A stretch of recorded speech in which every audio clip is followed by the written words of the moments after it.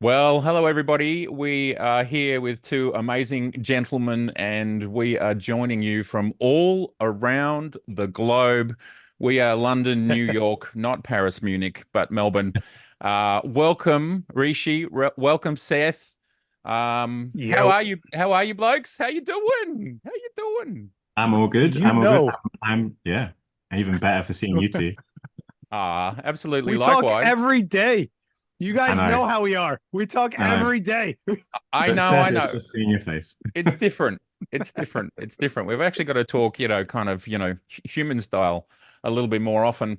Um, I just wanted to say thank you so much, both of you, for finding time. I suppose, are either of you actually on holidays, or do they make you work at this time of year? When does This it ever time of stop? year, this time of year generally is holiday. There are some places in the UK that will work like in that gap between Christmas and New Year, but there are lots of head offices that will close. So generally it's holiday, but depends on what you do, I guess. How about you, Seth? You got a little time? I mean, I think whenever we're not doing stuff for other people, we have to go do our own channels. I know Ricci Well, finally got the couch. This lazy guy was like, "It's been 5 months. I'll put a video out. Give I'll the kids try. something I'll to eat. try. Yeah. look, it's true. Guys like us never really stop. I suppose it's the day job stops for a little bit.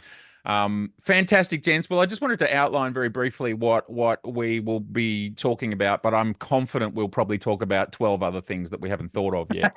Um, but the most important topic today is the fact that Rishi is just an absolute breath away from 50,000 Yeah. subscribers. And we Yeah. are hoping today to drive him to 50K, 50,003 minimum. So if you are not subscribed to Rishi, I suspect there's got to be a few out there. Go give him some love. We're going to drive it. We're going to stay here, aren't we, gents? Until you get to Oh, 50K. until it happens. Until it happens, yeah, or maybe not. We'll see what happens. No, So no. yes, so that's number one topic for the day. We also want to do a little bit of a year in review. Yeah. We've Wait a got second. amazing stuff like this. Whoa, What? whoa. He gets all the love. I'm close to 40. I don't get no love. All Oh, right, well, fine, fine. All sure, right. sure. And if we can also get Seth to 40K by the end of the stream, he's only got 2,500 to go, so we should be here until next year at least. And me, A few days. A few I'm days. still 7,000 off 50, so I don't think we'll wait for me to get anywhere. But yeah, good Excellent. point, Seth. Seth has had an absolutely astonishing run over the last couple of months. And is there anything that you attribute that to, sir, or is it just that you're very good looking? Is that work? Is that how it happens? No, I yelled at people for lighting kids on fire at schools for photos, and apparently it exploded. So, no pun. There you go. That's awesome. Did well. Well, It did well. and That gents, video did really well. another thing I wanted to, before we kind of get into the super duper nerdy stuff, I wanted to quickly ask, how was the UK adventure, Mr. Miranda? How did it go? You actually met, as you said in your video, the elusive Rishi. How was it? For real? Fully for real, bro. Ricci is way shorter than I thought. First of all, and Thanks. We were the same nah, height. We it were the was same good. height. It, So what are you saying, Seth? it You're was, 5'3". I'm 6'1". Don't start that. Is that your metrics? Your weird metric form of measurements over there? I don't know. It was good. I mean, listen, Joe McNally pulls me anywhere. I'm there. If Joe McNally calls me at 3 in the morning with a shovel, I am going there to bury something. I don't care what it is. So if he tells me I'm going to the UK, I'm going to the UK. And it was really cool to meet Reach because we actually got to like kind of hang out and just kind of. It was pretty funny when I give him a pizza box. He goes, "F you, sign it." I have that actually. I have it. It's here. It's signed. It's ready to go. Oh, we've got to I see that. We've got to see it. love it. we got. Where is my First of all, pizza can we? box? You got to get to New York, player. All I right. don't think I'm getting to Australia I anytime gotta soon. get to New But first York. of all, Okay. All right. we got to say what's up to everybody in the chat. We're live for a reason. We're here for Yes, you guys. of So all course. you guys in the chat, what's up? Tell us where you're from. Tell us and let us know what you're shooting with. Stu Blue's here. Stu Blue. He's now Stu Cush. Great to see you. Yes, great to see everybody here. Absolutely amazing to have you all here. Yeah, so the UK was good. It went well, and you met the Greys. You had a good time. I tell you, you got around. except for my phone melting down in my hands, everything was good. Which it's the third phone to melt down on me. It is the most unreliable tool I've ever used. And for anyone thinks that like they're going to take over industry, every day I'm reminded why they're not. So I don't know. They're just another option, just another tool, and they got their advantages like being able to share quickly and stuff. But as far as being an actual device I'd rely on, I don't know. It's interesting because you were talking about the fact that this is not your first phone to overheat. And I'm Yeah. like, I've never had a phone overheat. What the hell is going on in your pocket, Mr. Miranda? What is going on in Whoa, your are you pocket? aren't you married, sir? Are you hitting on me? No, no, no, you know what it Well, is? it just I seems really strange to think me. that I think the problem is that phones have so many variables in the software that if things conflict, plus a hardware issue, plus age, plus whatever, there's just too many things that go on inside a phone that equate. How many times have you seen an Apple store filled with people with melted down products? Because there's so many variables to every user, you know what I mean? So it is what it is. Very good. All right. Well, obviously you've got a hot pocket as well, but I'll leave that. I'll leave that for another day. Um, gents, do we want to get a bit nerdy about 2003? Do we want to look back and talk about some of the things we loved, some of the things we, I was thinking about the separation between what we personally love versus what might be amazing, but we might not use, it might not be part of our use case, versus we're kind of all reviewers, and then there might be something in between what we personally love, what might be amazing for other people, so we love it but we don't personally love it. So I don't know, Mm. you can choose whatever you wanted. I'm going to kick the batting opening with this little beauty here, which that you can't see what that is, Seth. That's a handsome. I'm on a delay, so I'm like waiting. Like I'm always on. I think we have like a 5 second delay every time you and me talk. Yeah, right. That is not how I thought that orange is going to look in person. I'm going to be honest. Well, It's more like a burnt orange. As Bobby Tonelli said, he said it's Hermes orange. That's what he Mm. said, and I'm with him on that. It's Hermes orange, or it's very similar. It's actually not the same, but it's very similar. Very beautiful. Clearly a massive launch. Massive launch, very successful. It looks like it's sold super well. It looks like it's still selling super well. We've seen it's out of stock in Japan. Like it was out of stock in Japan quite quickly. I was actually there when it came out, and I think was it? No, I was there. Was I? I can't remember. After Anyway, you were there just after. I think it was just after it came out, and I was waiting for the grip. No, I was there when the grip came out, and it never came out, and I'm not sure it's still come out yet. I haven't heard anything about it. But gents, what's your thoughts, reactions to the beautiful ZF do you have one, Seth? No, I was lucky enough to do the video for Adorama's channel with a beta pre-production ZF, and I got to tell you, they told me they were coming by. They didn't tell me with what. They told me I was going to like it. They didn't tell me why, and then they hand it to you, and you go, okay, this thing's going to probably be a Z5 in a pretty housing, and then you turn it on and you get into it, and you're like, why is this thing acting like a Z8? And then you're like, okay, so this is pretty much a Z6 2.5, and it's got a really fun gimmick to it with the retro thing. And the more I used it, I don't know, Reach, maybe I'm overstepping here, but the colors that I was getting out of it, I kept saying to the Nikon reps, I was like, there's something going on here. Like this looks different, it looks rich. And it did, like, I know what a Z6 II looks like. You're looking at me on a Z6 that I've had on for 3-4 years now. I know what they look like. There was something going on with that sensor. I was like, and as I kept using it, I was liking the camera more and more, but I kept telling myself, as soon as a 6.3 comes out, I'm probably going to want that, and that's why I held out. I as much as I appreciate the dials and all that stuff. Look, I have my X100V and all that. I'm a workhorse guy at my core, and it has to be like that type of camera for me to really dig into it. So I feel like it was like you've been saying, Matt. It's a sign of what's to come. If only we don't know.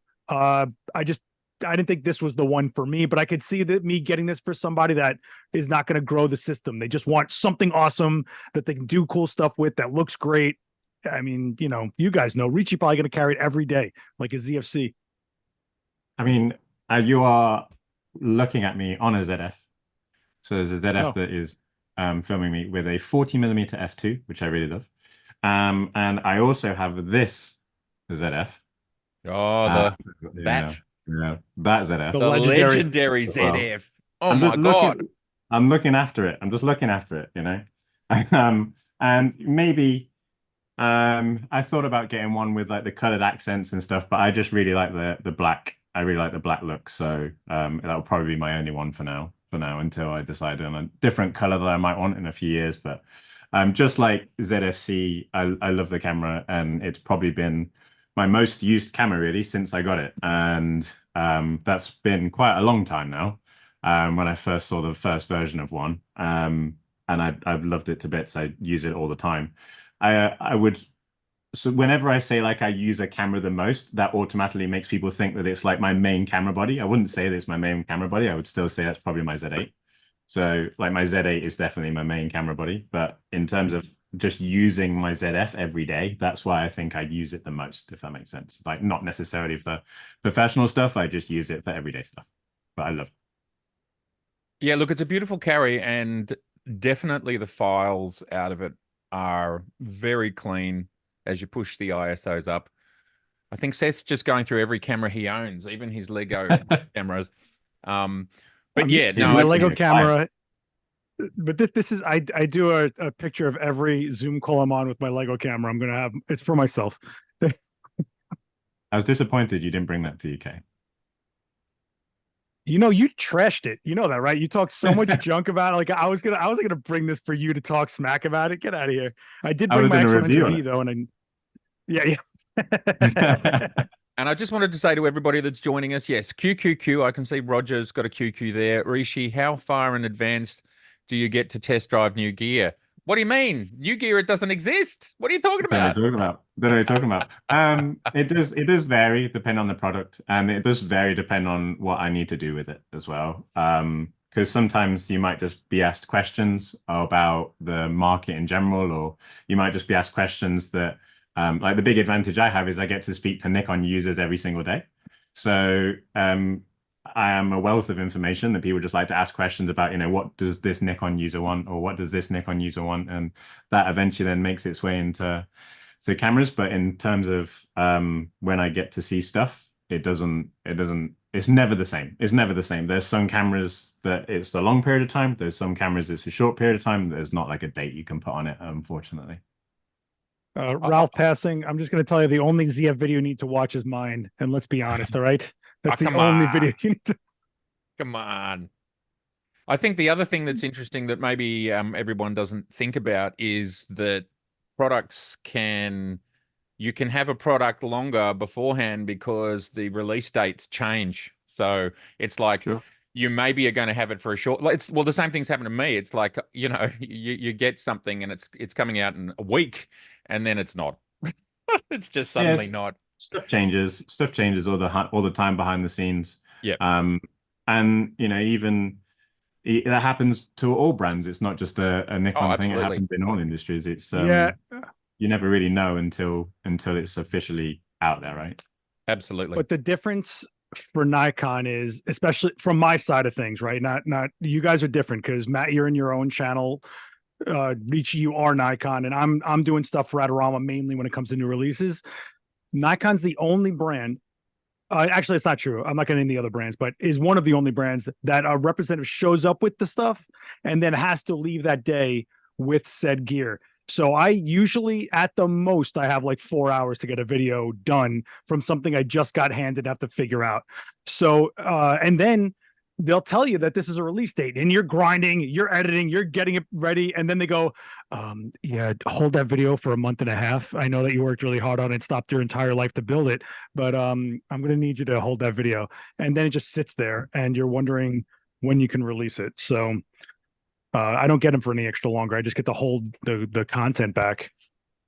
Now, Israel's asking, when will Nikon bring out pancake muffin wide angle lens?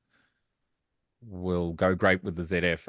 Well, we've got the 26. I suppose that's almost, Yeah, so I imagine maybe almost a wide And angle. if there's something wider than a dude, 26, like I'd love to see like a mini like 18 or a 20. That'd be nice. these names Yeah. though, pancake and muffin, and it's so adorable. I guess It's true. People just like to name things after food, right? Well, someone in the chat was asking why do people like the 40 millimeter too much? It's funny you say that because when they gave me the ZF, they make you use the kit lenses, and one of them was the 40, right? F2, and they were like, use it with this. And I was telling Ricci, I'm like, I'm not into this land. I don't know what's going on. It doesn't feel like, crispy sharp to me. And then when I took my mind frame out of, I have to make sure this, I'm getting the most out of the camera and like the sharpest this and whatever. And you actually look at the quality of the images, they have a dreamlike aesthetic to them that feels a lot like those Helios lenses to me. And to me, a character lens is worth its weight in gold. And if this thing is this inexpensive, it's like, why not pick it up? And that's what I did at Grays. It was like the one thing I bought at Grays was the 40 millimeter f2 because I was like, man, first of all, I can take it home. It's not that big. It's cheap, and it gave me a really cool image. But I had to like look back at the images. Does that make sense to you guys? Like, I wanted like the most nailed sharp, craziest, high clean, and I had to go back and go, nah, it's the character of this lens that I like a lot more. Yeah, the 40 is great. I love the 40. I've ended up with two because in order to get my orange ZF, I had to get the kit. So now I've got two of them. I've got the modern and the SE edition. So, gentlemen, I'm going to ask you both, what is your favorite release of 2023? Personal favorite of 2023? And it can be anything. It could be a new toothbrush that, tells you how good your teeth are. I don't mind. Maybe it's your new car, a new car. I don't know. It could be anything. I'll tell you one of the most underrated releases that just got brushed away and swept away, and I think it was very underrated, was Lumix's new S5 II and S5 IIX. They redid their autofocus. The cameras are pretty solid. They're at a good price point. I mean, right now you can get one with a lens, 50 millimeter, I think 1.8 for under $1,700 US. And that's a full frame camera with face tech autofocus and all that video capability and blah, blah, blah, blah, blah, built really well. And no one really talked about it because, we don't talk about Lumix as much as we talk about Sony, Canon, Nikon. I think people, and I took it for a weekend, and I really was like, all right, there's something to this system. I get why some people really like it, and now everybody can like it when they don't have to worry about the autofocus. But really quick, I wanted to address something in the chat. J-Rod Photo Art is asking, will Nikon ever endorse third-party batteries? And I want you to realize that it's not just Nikon. Every new camera that's coming out is slowly adding these things to recognize if it's a native battery and not allowing you to use them because the battery is so essential to the CPU not having issues from power draw that it's not worth it to save $20 or them going, well, your warranty is void because you did something that we said you shouldn't be doing. Like, you really, if you're going to save money, the battery is not the place to do it. That is the lifeblood of your camera, and you're going to find issues in the long run with your gear as cameras get more and more sophisticated. Good answer. Thank you, Seth. And thank you so much to Craig for that massive contribution to our coffee fund. I didn't know we had one, but here, officially today, we're starting the coffee fund. And he's asking for us to speculate about the 35 mil. Well, there's kind of not much to speculate about. I think it's pretty confirmed that it's a 1.2 just based on where it is on that on the on the roadmap. So let's just assume 1.8, 1.2. Based on the 85 mil and the planner, the quality of lenses that are coming out of Nikon, it's not an exaggeration to say that they are spectacular. So my speculation is, and I don't think I'm reaching very far, it's a 35 mil 1.2 and it's going to be awesome, and it probably will be relatively large. Like, I'm guessing it's going to be somewhere between a 50 and the 85 and the planner. It'll be somewhere between those three in size, maybe a bit shorter. Seth, any thoughts? I think it's going to have that. Ricci, you should just make stuff up. Yeah. I think you should tell us it's a unicorn made of marzipan. Anyway, all we know officially is that there's a 35 on the lens roadmap, right? So correct. That's all we know. We don't know aperture or anything like that. But, we don't know it. It's a good point if you look at like the 50 millimeter 1.2, the 85 millimeter 1.2. They're both incredibly good lenses and perform incredibly well at what they do. So whatever aperture that 35 mil is, I'm pretty certain it's going to be a fantastic lens for the people that are really waiting for it. I would have preferred a 28, but that's just me. Damn. So, oof. There we go. I just love the 28 mil focal length, right? So, and I've always talked about how I prefer the 28 over 35. So maybe there'll be a 28 one time. If anyone in the chat has the F mount 28 millimeter f1.4e, that is one of the best F mount lenses. It's unbelievably good. That is a solid, impressive lens. I think it's one of the few F mount lenses that I still have just because of how much I love it. So a Z mount version of that would be amazing to me as well. Seth, I any mean, I think thoughts? it's safe to say the 1.2 is going to have an 82 millimeter thread size. It looks like they've been sticking to that for the Plena, the 85, the 51.2. And if they're smart, a 1.2 lens series with the same filter size is really convenient. And I think the Plena is kind of like the 1.2 sort of, because it's 1.8, but it's acting like it's part of that series for sort of like in an undercover way. I think, let's be real. It's going to be a 35 millimeter knock that comes in the back of a truck bed. They're just going to back it up to you when you buy it. And no, I mean, I think we're in a really interesting place. I think Nikon's going to put out a bunch of 1.2s, and then if, like, let's say Sigma gets the lens mount one day, they'll do the 1.4s, right? Because they're doing the 1.4s for the crop sensor bodies right now, and that's really good. 1.2, 1.8 stays native. 1.4 goes to third party, and then everybody kind of gets the Z mount where they need it. Oh man, this chat is flying. Jeez, man. Yeah, I'm trying to keep up as well. Asking some great questions. So let's hope we see that lens. I'm hoping that, because we know it's real, by the end of this financial year is my best guess on that one. And like, who knows? Who knows? You know what So I just you know what I just realized? no, My favorite release of the year has been sitting in my hand the whole time. I totally there it forget. is. There He's it like, is. I don't know what The to talk G. about, and he's just holding it the whole time.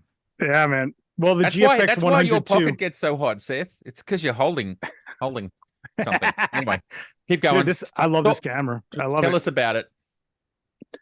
Well, I just got it, so I've been trying to learn the ins and outs of it. There are some interesting quirks on the 102 that I think are very interesting.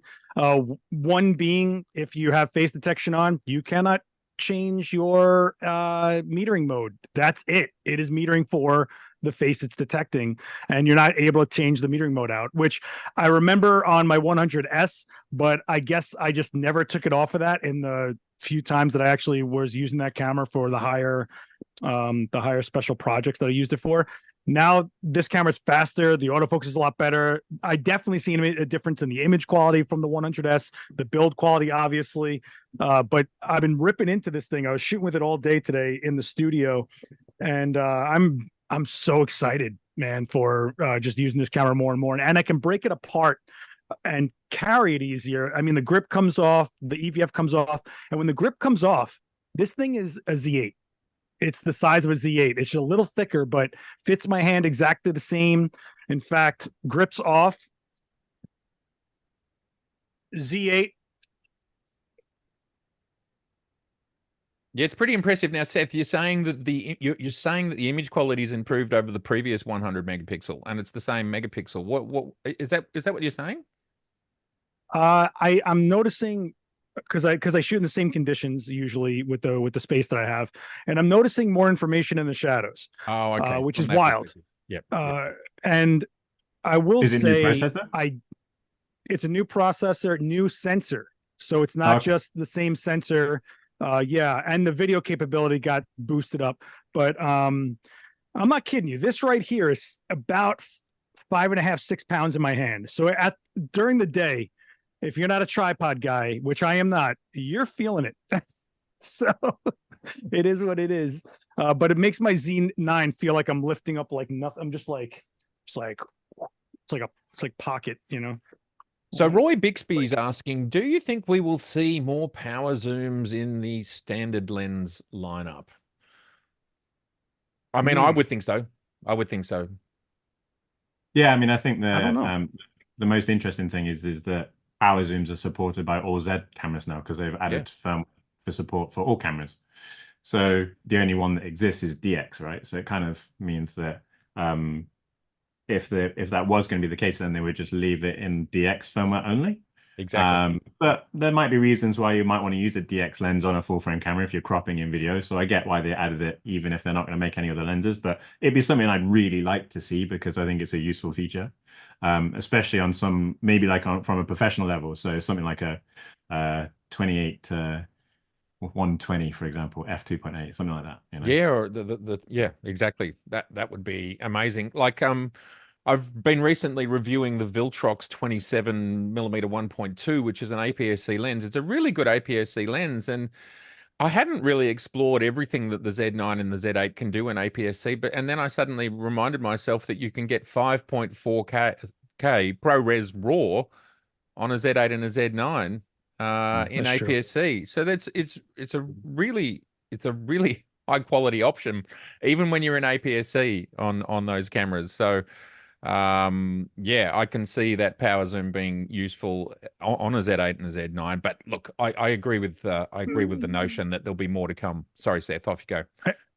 No, I gotta say, because someone's already asking if I think Nikon will go deep into Cine next year or whatever.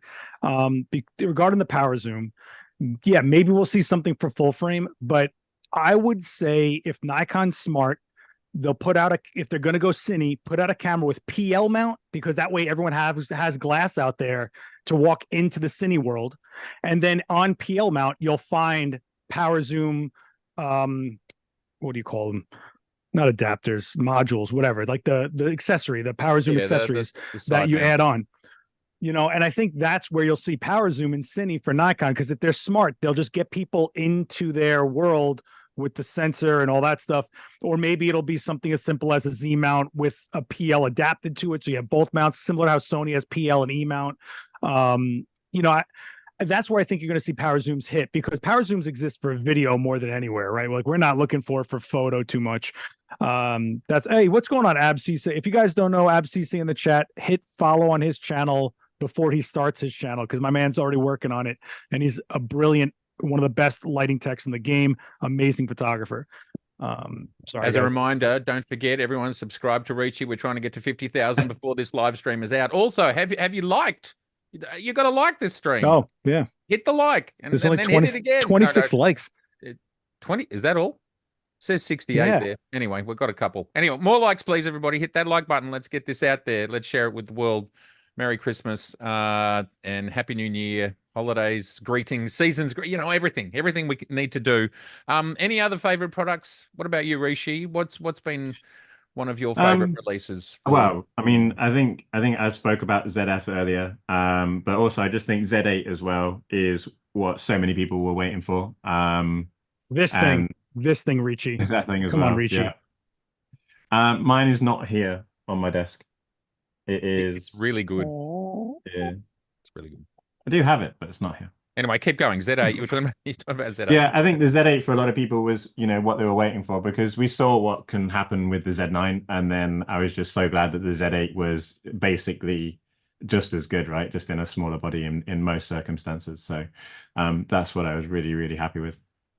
Yeah, sure. I mean, for the fact that the Z9 brought so much to the table, and then the Z8, as you just said, for 99% of what it does. I mean, it's only things about longevity. I mean, obviously there's slight differences in the firmware, which I feel like ultimately they'll probably be unified once it's all about from a programming perspective. I mean, who knows? Maybe there'll be differentiation. Maybe there needs to be differentiation because of price. But for the majority of features, it's all the same. And you get that Z8 in your hand, and you've got one now as well, Seth. Yeah. And it's just so much Yeah. power. It's just so much power. It does so much. Yeah, it blows my mind. Does it though? Because I got some gripes, man. Yeah, do it. Lay them on. Always. Yeah. Look, listen. I know what I know what I like. I use everything. And I wish I could make my own camera company. I want to resurrect the Miranda camera brand one day. But the Z8, as it's for what it is, amazing. I love that you get the Z9 abilities in that smaller form factor, all that stuff. The thing that kills me hardware wise, I understand not having the third custom button in the grip. I get that, but come on, like, give me dual CFB. we're past SD at this point. It is as the same price point. We've got bigger capacities, faster, more durability in CFB. Just give me. I can't stand my new Fuji, that this thing that's killing me right now for money wise, is SD and CF Express Type B mixed. Like, what is going on with this industry? Thinking that people still need to be babied with. Oh no, you can still use your old cards. Shut up. Just give me the CFB. Just give it to me. Just give... Is that it? I mean, is that all you got? The first thing I was going to say is that okay. doesn't seem like a lot. I thought there was more. I thought there was more than you wanted. Yeah, we're ready, baby. We're ready. Nah. Come Well, on. I will say the one thing that didn't make sense to me was getting rid of the flash mode button on the top dial and changing it for the white balance button. As a guy that's constantly flying through flash settings, I keep on hitting it by accident because I have the muscle memory going when I'm shooting with the 9. Other than that, look, I think they did a great job on the 8. It took me a second to get my head around, like, well, why are you putting out kind of the same camera twice? But when I look at, especially when I'm in Adorama, I see how many people gravitated to the Z8. Like, I didn't see too many Z9s, even though they sold really well. But Z8, like, that was consumer ready almost. It may be a little bit of a higher price point, but people were waiting for that. And maybe it alleviated the people that are waiting for Gen 3 bodies like the Z7. You know, maybe that alleviated some of it. I don't know. And how do you feel about the D500 people being alleviated? You know, I don't think anything alleviate those guys because they have in their mind that they want this crop sensor. And I kind of get it. A crop sensor Z9, cheaper. I get the idea of it, but there's just so much that it'll overlap for a full frame body that it kind of gets me a little like, you're going to be splitting hairs for a few $100s at some point. Why? You know, that said, hey, maybe it'll happen. But what's funny is, you know, I'm getting asked for the most. I used to hear all about the Z500 guys. You know who's coming to me hard right now? People that want a ZFR. They want a high res ZF. Oh, I see what you mean. So weird. Even though it has pixel shift. They want to shoot 40, 50 megapixels, one shot and move. They want to, and which is interesting, right? So is there a world where a $3,000 ZF could exist? Like, I don't know, right? Because then that's the big thing. Like, the price would be higher. The price would be higher. Like, even if they put like a Z7 II sensor in it, right? It's all of a sudden you're into Z7 II price if you add X-Speed 7 in there as well. So you're over $3,000 for sure. I suppose you can have 2 models and that's okay if, you know, it's all about the SKUs though, isn't it? I suppose if all you're doing is changing the sensor and the buffer and a few other things like that. But anyway, we won't be product planning right now, will we? Never know. Yeah, the Z8. Look, I'm a massive fan of the Z8. Interesting. I'll tell you something interesting. I love the Z8, but I return to the Z9 ergonomics when I'm doing professional work. I prefer to have the bigger camera personally. The Z8's there and it's part of the mix, but yeah, I will gravitate to the vertical grip and just knowing that battery's going all day. You know, I rarely have to change. No, I don't think I ever change during the course of a day. And yes, I do love to CF Express Type B. So isn't that interesting? I mean, if it did have 2 CF Express Type B, it probably would have made it bigger. Yeah, for sure. I mean, how much really, honestly? I mean, if you look at like the 2 CF Express Type B slots on the board on a Z9, they do take up an awful lot of space. So just having one and then an SD slot, which is significantly smaller, significantly less heat to deal with, it just means the camera body can be smaller. So it's that trade-off. There's always going to be a trade-off with whatever you want to put into a camera, right?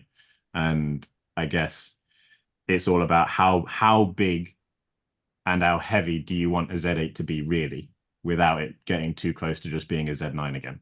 And look, the Fuji X-H2S is the same. The Canon R5 is the same. And I think, Seth, you're saying your new camera is the same. So Nikon are not alone. And I also think there is a genuine argument to say having the ability to use legacy media and also having the ability to use media that you can pop in and out of your laptop, and also having access to media that you can pretty much buy on every street corner. They're all actually real world reasons, which I think, as much as I personally, and this is where I can separate my personal desires from the realities of the of kind of holistic everything is that, SD is still kind of ubiquitous, and it's far more ubiquitous. Even so, Type B is getting cheaper. You still will not buy it in a supermarket or what we call a milk bar, a general store. Has anyone seen a CF Express Type B in a general store? But I bet you've seen SD. So I don't That's know. fair. That's fair. Especially if like you're just trying to go from like device to device to device. I get it. I understand that. And maybe if cameras did have dual CFSB, we would see MacBooks with CFB slots as an option to buy when you buy them. The more it's used, the more. Look at what's happening with Sony, right? There's not a lot of stuff going on with CF Express Type A because not a lot of this industry has adopted it except for a few cameras from one brand. But when we saw SD go everywhere, all of a sudden we see SD slots everywhere.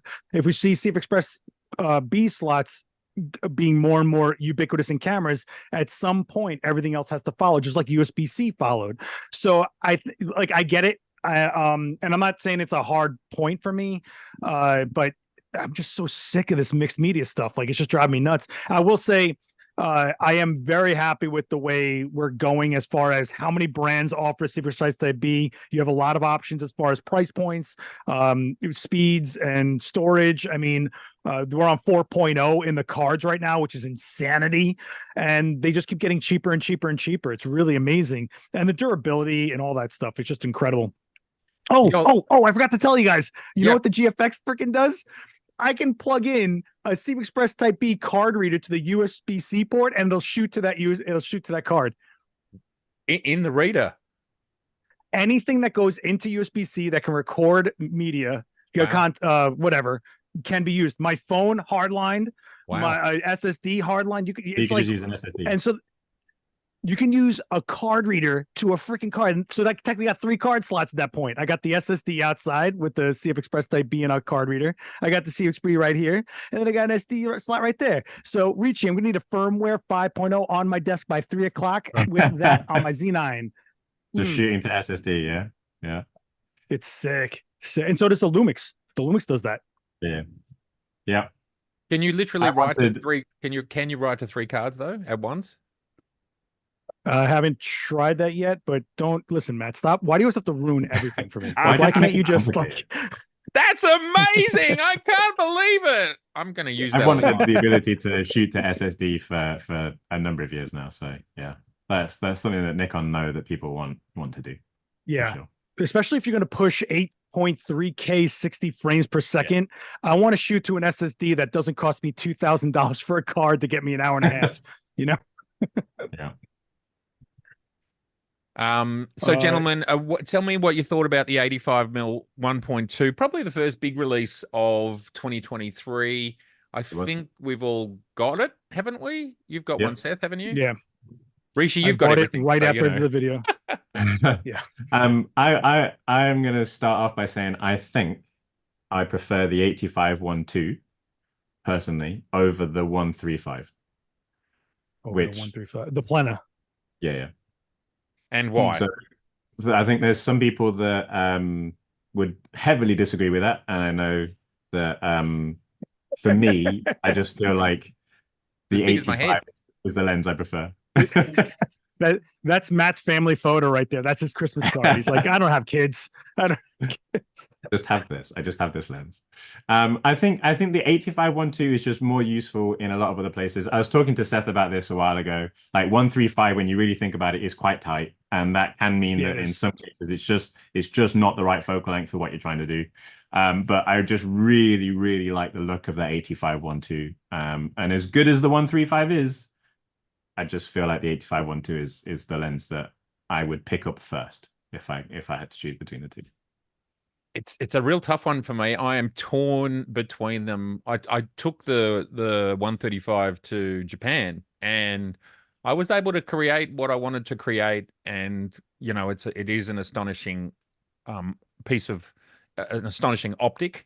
And I'll tell you another use case that I tried just recently. I thought, this might work.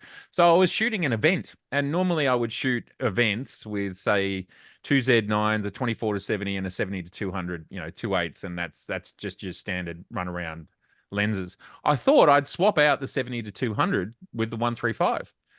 And I get that extra couple of, what is that? Is it stop and a half, stop and 2/3? What is it? Does anyone know off the top of their head? It's a fair bit of extra light anyway. And so instead of having the 70 to 200, I shot 135 and then I just hit DX because you're still getting 20 megapixels. You don't need more than that for events. And I have to say, I'm going to make a video about it, but I really enjoyed shooting with that and the zoom just being cropping and its optical prowess. And of course, events are often low light, and this was low light, and this is giving you a lot more low light capability than a 2.8. So it was really good for that scenario. But of course, everything is so use case oriented. But I actually got away with it, and it worked. I'll say, first of all, Matt, your 8K Plena video footage, like the one of the kids splashing in the water, like beautiful stuff. That was a really great video. Thank you. You guys should check it out if you haven't. My thing with the 135 is, and what people don't seem to even like talk is, forget about which lens. A 135 is an oddball lens for most people to shoot with. Like it isn't a focal length. You have to. Sometimes it's even an acquired taste, and then when you're in it, you're like, "Yo, I'm shooting everything with this 135." For me, I see what, because I do a lot. I mean, I do 95% portrait work in the last like decade. I see a lot of things in 85. Like that's how I like kind of get there. I don't really think about a 135 perspective. That said, if I had a 135 on hand and I kept switching to it, I think over time I'd probably end up gravitating into it. But it's an investment. You got to want it. And now that I have the GFX going, I kind of am leaning into that glass a little bit more because I have so much Z glass. And it's just odd. It's very hard for people to trust a $3,000 investment without having used it for a while and knowing if it's for them. The 85 is one of these focal lengths that people know. There's cheap 85s out there. You can at least understand the focal length before you get to the quality of the lens. The one caveat, I think, to the 85 1.2, actually two. One, I was hoping it would focus closer at a minimum distance. I was hoping, but I'm not shocked that it didn't, right? Like it's still better than a DSLR version of 85. It's still closer. But the one thing that's very strange to me is at wide open 1.2, it does cat's eye a little bit, which is strange when everything else about the lens was so perfect. Like they really just went all out on this piece of glass until the main thing of 1.2, you get these kind of oblong artifacting things going on in the background. Not that I care, but I know how those Facebook group warriors are, and they're like, "This garbage. No, my camera's the best. But You're stupid. You're stupid." If it didn't do that, then there'd be no reason for the 135, right? Oh snap! Oh wow! Oh wow! I was about to say that. No, I'm joking. 135 is you're kind of in a box when you're shooting 135. I don't think people kind of get that. If you're someone that shoots erratic like I do, which is why I love the 24 to 120 so much, because I can just fly all over the place. Your head gets kind of frustrated sometimes in a 135 if you're not in a controlled setting. So I give a lot of credit to Matt for just like, I'm gonna go shoot everything in front of my face today with a 135. I'm like, damn, dude, go for it. Like, damn, dude. It's a lot of fun. It's a lot of fun, and I'd love to have a chat about, you've got this lens and it's supposed to be for this purpose and this purpose only, and like, why can't we, use a long lens for wider things? Obviously, if you're shooting interiors and you're shooting portrait, obviously there's places where you can't, but if you can, I'll tell you why. Yeah, tell me why for you. I did a 20-minute video on this where I said, like, what is the perfect portrait lens? What's the best photo lens? Sure. It's the problem is that a lot of people aren't raised like we were, where we were like assisting people and kind of figuring it out for ourselves. They're literally typing in, what is this? So when they go to shoot better portraits, they go, oh, it's shallower depth of field, it's longer focal lengths, it's isolated this, it's blah, blah, blah, blah, blah, blah, blah, blah. Well, maybe I don't want to shoot the same boring shot as everybody else, and maybe I don't consider that a portrait for this use case or this person, but they don't even get to that part yet. So then what's an easier thing for someone to click on? A video like mine that's so ambiguous to all these options, or, hey, this is the best portrait lens in 5 minutes. Go buy it. Thanks. Use my affiliate link. Don't forget my presets on the way out, and goodbye. That's really what it is. They're being told what it is instead of thinking about what it could be. So you're saying it's YouTube. It's actually got nothing to do with photography.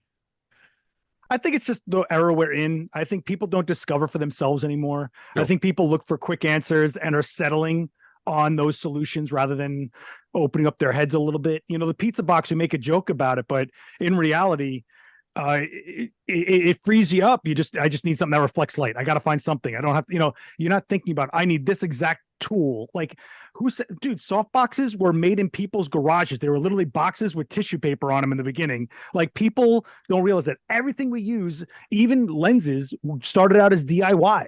And it's our social interpretation of where they fit as a tool. And then when you don't know what the answer is, you just ask them what it is. They'll tell you their answer, and then that's it. A Porsche lens is a 105. It's like, okay. Well, I suppose what I would like the takeout to be from this little moment is experiment, people. Do a portrait with a 24, do a portrait with a 200. Do a portrait.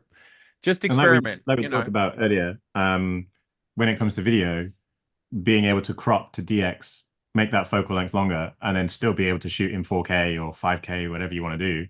And basically, you're not losing effective any quality because you're still shooting at the resolution you want to shoot at, unless you're shooting at 8K, right? So even if you are using an 85 and then you just want to crop to DX, or if you're using a 135 and you crop to DX, like you mentioned earlier for stills, but in video, you don't lose that quality really. And then you're in a situation where you have a longer focal length for free. Absolutely. I mean, in making my YouTube content and in shooting for customers, I'm always jumping to DX all the time. The fact that we've got, I think it's every single Nikon Z camera, the crop ones, obviously, as well as all the full frame ones, will shoot 4K crop. Is that correct? Everything Z5, Z6, they'll all do it. If you want them to, yeah. Yes, that's what I mean. Yes, yeah. Yeah, so, some of them will force you to do it, but yeah. then some of them give you the option to do it, right? So yeah, absolutely. But it's super useful. And then of course in the Z8 and the Z9 you get this 2.3 crop, so it makes lenses. I mean, quite something long. I don't really talk about, but that I'm pretty sure my last 4 or 5 videos were all just shot on Z30. So DX like Z30, and I got to tell you guys, I'm kind of hate both of you right now. It doesn't make the lens longer. It crops your field of view. Let's be very clear about what DX does. Yeah. People keep on saying we're it's an talking about equivalency, but it's not. focal. It's not. Effective focal. It's We're not. talking field of view equivalent. Yes. I think There you everyone go. knows that by now, Attaboy. don't they? We can be a I little don't bit know. flippant on the fact that it makes your lens longer. It means effective field of view, right? Anyway, you get a lens like this one, the 600 6.3, and 2.3 times comes out to like almost 1400 mils field of view equivalent. Unbelievable. I mean, this is an unbelievable lens. What does everyone think of this lens? Everyone had to play with this lens, gentlemen? What am I looking at? This is the PF? 600 6.3. Is that the PF one? Yeah. I think, listen, if I was a wildlife, one of those guys that are like, my wife's dead, look, a puffin, and take a picture of it. I think the PF series, I know you like puffin. I think the PF series is brilliant. It really is. When I did the video for the 800, and I was walking around with that thing like it was nothing. And I just kept thinking about the Olympics and how many guys were slogging around with like 4 bodies and these massive pieces of glass. And it was 3 times the price for each lens. And here you are with where you're defying physics. It's kind of bananas. Like I think and Ricci's video was very eye-opening as far as like the sharpness and all this kind of stuff. And I was like, this is kind of nuts. This is kind of crazy.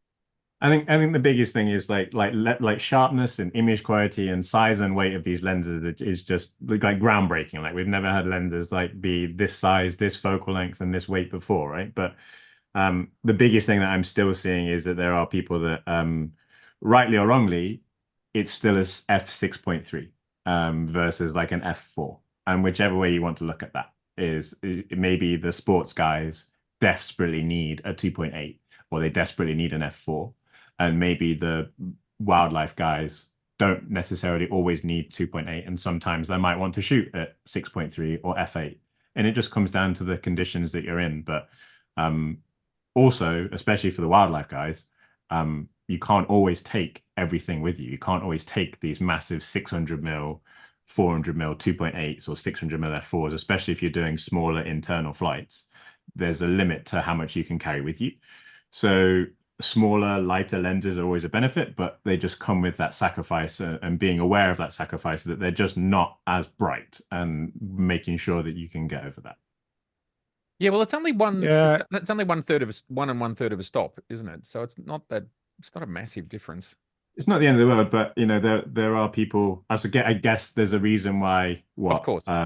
between the 600 PF and the 600 F4 in the UK, there's like what, £10,000 difference. So I'm sure that's like $11,000. I had no idea how much that is on Australian, but you're really paying a lot for that extra stop on a bit. I mean, you get the TCs, Yeah, but you get the TCs in those, that and they are. that's the thing, is they're native TCs that people don't realize, that it's not like screwing a TC on the back. This is glass that was engineered as if it was part of that lens. It is absolutely a different effect. It is absolutely sharper than if you were to use a TC. Beyond it, without it, I'm not even questioning it. I've used both lenses. And also keep in mind, there's rental lenses and there's buying lenses. And a lot of people that need that 600, they're not using it every day. They're going, I'm going on this trip, I'll rent it. I got to do this sports event, I'll rent it. And our production teams own one for 20 people, right? Although if you're Joe McNally, you buy it and use it to pawn when you need money, which is what he talks about all the time. He did it back in the day. Yeah, like that was his lens, like get out of jail free card, Got to have your rainy and day I think fund.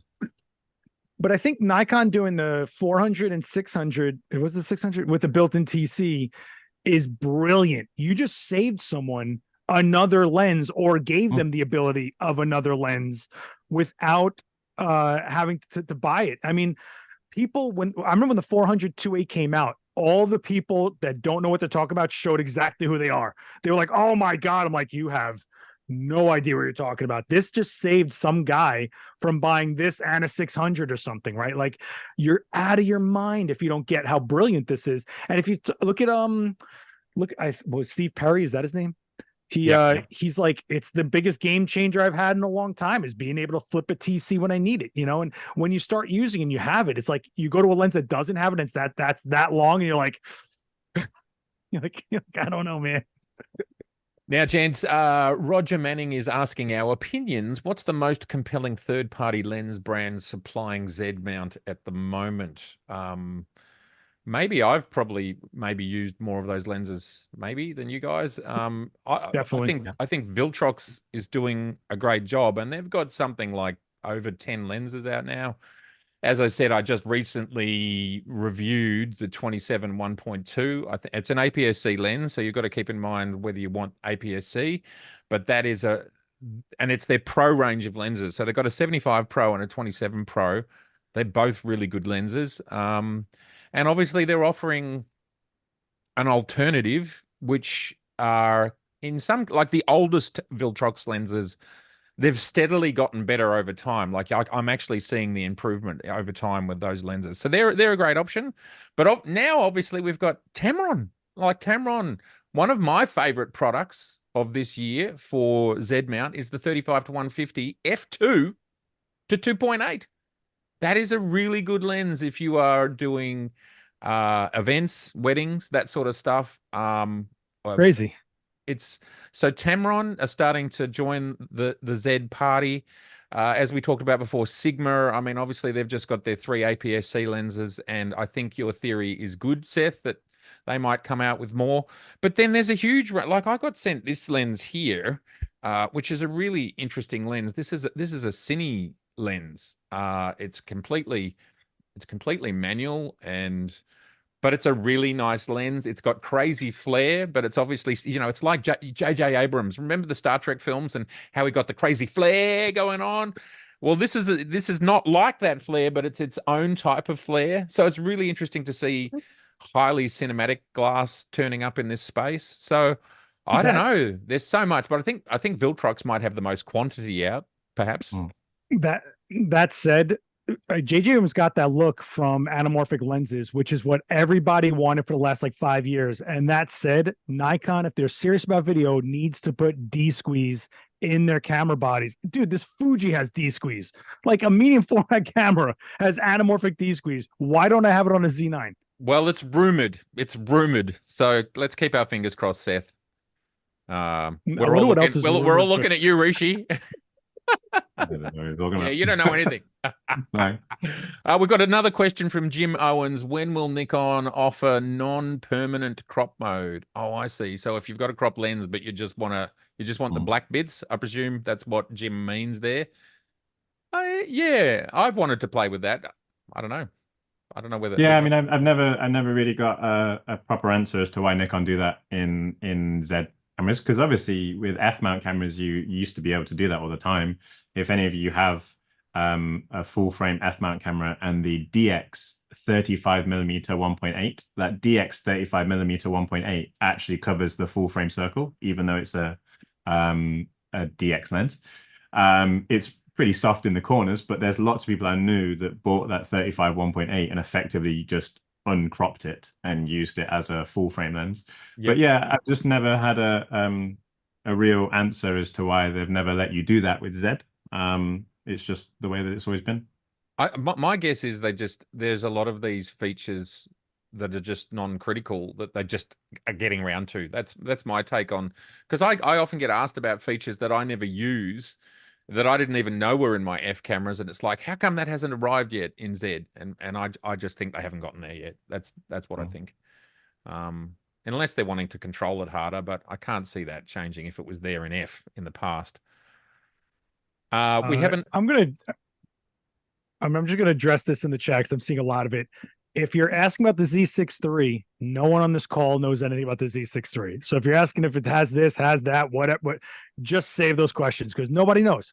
And even if Ricci knew, homeboy's not talking. So just save your beautiful little fingertips from typing about a Z6 III and asking what it will actually have. We can all have wish lists, but it's like, geez, man.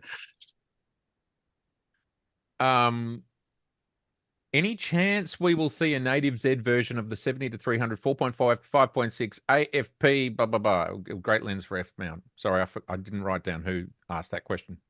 There was don't Tamron do a Z 70-300? Yes, they do. That was like their first Z mount, wasn't it? I think you're right. Yes, I think I have it here somewhere. I'm testing it. Yes, actually. Yes. Yes. So that'll do. I think that's what Ricci's saying. That will do. No, not necessarily. But I was just saying that because Tamron have released that 70-300, right? And I've not seen any real reason why Nikon would want to replace that anytime soon, if that makes sense. Have we lost Matt? No, I'm still here. I just ran away for a second. He's back. I faded away. Did you see? That was a nice fade. I thought it was a good use of fade. Yeah. That's the power of the ATM Mini. Here it is. I think this is what. Here it is. You have it. Rishi's like Santa Claus, and look what just arrived. That's the Magic. Tamron 70-300. Yeah, and it is indeed a 4.6 to 5.3. Okay, Yeah. that What a is the weird- answer. That's the weird- answer to our prayers right there. Thank you very much, Santa Rishi. You know what? That's a pretty good question from Ronald. He's asked, what features do you want to see in the next firmware updates? Oh, So I what like would you it. want to see, Matt? I just want one thing. Just one thing. I know what it is. Don't even say it. Don't even say it. I know exactly. Ricci, you got to give it to me, baby. You go first. I'm a guy who just There's gets really happy with what I've got. I'm not hankering. I'd have to think for a Are minute we about are we talking about a camera specifically, or is he just saying like any phone? Did he mention like a Yeah, go Seth. What do you? It doesn't seem specific, but I'm going to guess it's Okay. top tier. Because I would like look, there's the a first lot thing of I would things. say is I'd like the Z8 to match the Z9, right? Yeah. Because lots of stuff Well, has been I'll added tell you to what I would Z9. like in the Z8. What I would really like is a lot of people use them as secondary bodies. If there's some way to save my Z9 settings and then load them into my Z8, whatever fits, whatever it does work, like just let me have those, because I keep on trading between them, and every guy I know that's pro, like has to have more than one body, is doing Z9 and two Z8s. And I'm like, it's like, yeah, I wish I could just load my settings from one time, but I got to sit there every time. I'm like, yeah, that'd be kind of cool. But the thing that I want a bunch of things. Two things Right. I really want, and Reach is probably going to be like, I could do that. One, Canon has a setting for OVF simulation, which is amazing in studio settings. It HDRs the EVF so that you feel like you're looking through glass. Because if you're not shooting the ambient light and you're shooting theoretical strobe, it's great. You feel like you're just looking through a clean optical viewfinder. But the one that I really want, the one that I yell at Ricci for probably every 7 minutes, I think. I want drop shadows on my autofocus points so that no matter what color they are, whatever color I put them against, when I'm shooting, I can always see them. Canon has done a great job at this where their white autofocus point, if it's on a white wall, still has the drop shadow. If I put it on something black, the focus point's white. I can see it. So no matter what, I shoot a lot of makeups and I lose red focus points and green focus points all the time when I'm shooting because I'm like, I don't know where they went because I'm looking at a whole frame that's red, you know? So I would love drop shadows, which I think is something super easy, but it's a quality of life thing, you know? Yes, drop shadows would be amazing. I'm going to just pass on that question for a little. I've been looking at everyone else's questions. See, Ricci, Ray Sweeting says live comp for light painting. See, live comp that OM system has is I know about probably one of the things live that sells their cameras. live Yeah, long baby. exposure as well. Like I'd love to see the long exposure just build up over time. You know, I know there's cameras that do that as well. I've used those cameras. Recapture RAW, I'm with you guys. It's almost strange that Nikon hasn't used the HE Star RAW format more than they already have since it's so small. But you have to wonder if it's small, is that because it's processed from RAW to be smaller? And does that inhibit the ability time-wise to do pre-capture in HE Star RAW? I don't know. That would be dope though. It would. It would. I mean, obviously pre-capture RAW, but also like 30 frames a second RAW is something that people have been asking for since the launch of Z9, right? So I feel like if that's something that they can do, I would love to see them do that. I also just wanted to go back to your point about the EVF, because you know I can set your EVF up to do that. It's just we've never done it. And I was meant to make a video. Been hearing this for too long, Ricci. Yeah. It's fine. It's fine. It's just because you don't want to be able to do it yourself. It's fine. I can do it for you. Just send, in fact, what I'll do is I'll send you my settings. I'll send you my settings. You just load them in, see if it looks okay. And if it looks okay, you can keep it. Yeah, and I'll make a video about this process of you two doing that. Yeah.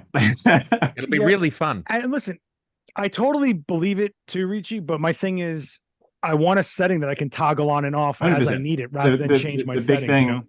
The big thing I'll give you is like there's just a setting you can turn on and off. Whereas like my setup for my viewfinder isn't something, it's not just one setting you go and turn on and off. It's the whole setup of what my viewfinder is. Yeah. I think eventually it'll give you what you want, but I 100% appreciate it's not just an on and off, you know. Yeah. Rob, sorry, go on, Seth. I just think it's kind of interesting that a few times in the chat I've heard people say, when are we going to see a successor to XPEED 7? Are you guys out of your minds? XPEED 7 is so new. It's 2 years. You're out of your mind. Oh. Whoa, yeah, Matt. You got it's a party. Going on. Oh my God, let's do it again. I love it. I love it. Listen, I'm celebrating the 2-year birthday of the very, very young XPEED 7. Absolutely. I mean, and there's a rumor of 2 XPEED 7s. That seems crazy to me. Oh, geez. That seems crazy to me. Listen, anyway, keep going. If there is a system that needs a new processor, in my opinion, it's Canon's. They've had Digic X for so long to a point where we've seen heating issues on R5s. We have seen limitations on processing in newer bodies. And they're still a great camera, still a great platform. I'm not taking anything away from them. But they even have micro HDMI on top-end cameras because it's on the board that has to be dictated by the processor. And at some point, which is what I personally believe. I don't know, I have any inside information. I have no inside information, but I believe the R1, quote unquote, if it's coming, will be the start of their next platform because they wouldn't put out an R5 II before an R1. Whatever the R1 has in it will probably tell you what we can see coming forward from the rest of the lineup as it updates. But I think that's crazy if you think the X-Speed 7 needs an up. Like it's still getting firmware updates. You out of your mind? It's never enough for these people, Matt. I can't do it. I can't. It's all right. You'll be okay. I quit. Just I quit. drink out of your Red Devil mug. You'll be fine. Whatever's in there, that'll help you. We've got a question from Rob Caven. He's saying he'd be very happy to sell his wife's car for a 24 to 200 2.8. He seems to think it's theoretically possible for the Z mount. I mean, anything is theoretically possible as long as you don't mind how big it is, right? And how much it is. And how much it costs. Yeah. Cool. All right. Well, it sounds like as the exotics flow out. Sorry, go on. I was just going to say, I mean, you could theoretically work out how big it would be because you can work out how big the front element would be if it was a 24 to 200 at 2.8, but it would it'd have to just be incredibly complicated to correct f2.8 and all those different focal lengths. Yeah. I guess it's just one of those, like you say, like you were going to say, it's one of those exotic kind of dream lenses that if there's a way around it, it'll exist. But well, my theory is, based on how exotic it is, it's about 7 years out on the roadmap minimum. Yeah. We've got to get through all the other more likely exotic lenses. I'm joking, of course. So what else have we got here? We've got Roy Bixby saying a battery grip for the Z8 that takes the ENEL18 battery. Yeah. Yeah. Well, I mean, that's how the D850 worked, wasn't it? It took the the D850 could use the 18, but doesn't mean the Z8 will ever use the 18. Yeah, of course. Why not? Why not, Seth? Why not? Why not? You're selling it because you're selling a camera that takes an EL15, and there hasn't ever been anyone that said, "Man, I wish I could have two types of batteries to worry about for the same freaking camera." It's just, and also look at the price of an EL18 battery. Someone with a Z8 that is not looking to spend $200+ per battery. Like, you're crazy. And wake up. Nikon does not want you to buy that Z8 grip. Otherwise, they would have actually tried to design it properly. I mean, look, it is awful. It's bigger than I think it's almost bigger than my GFX when it has the grip on it. It doesn't line up. It's not no. And I'll tell you one thing I love about the GFX is it does what Nikon did a billion years ago and gave me a grip that is self-contained. So there's a battery in my chamber and then two in the grip, and I can disconnect the grip and it's just a rectangle that packs easily while I still have a battery in my camera. That's 3 batteries. I hate this battery grip style that's shaped like an L or a 7 or whatever, and you put it in there. Like, and a lot of camera bodies are moving to that, like not just Nikon.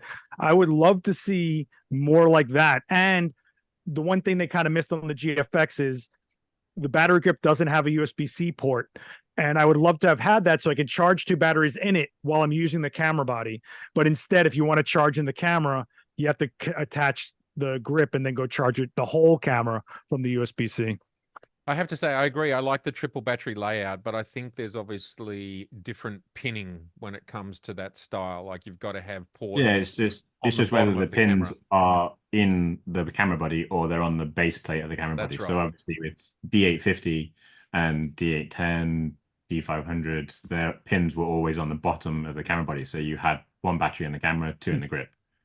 So it's you know what that also lets me do? Different type of weather sealing. I suppose. Yeah, I mean, there was like a little rubber. Yeah, there's a gasket there. Yeah. What so are you going to tie yourself up now, Seth? What are we doing? Yeah. What's going on? I've had enough of both of yous. I've had enough of both of yous. It didn't take long. What are we? We're an hour in and Seth's done already. Done. Look, this lets me screw my tether to the grip, and then I can do all my test shoots before I even tether in. I just keep this on the grip. Then when I'm ready to go, I put the grip in. I don't have to get I have to screw this in, line up where this is going, figure it all out. No, it's on, it's attached.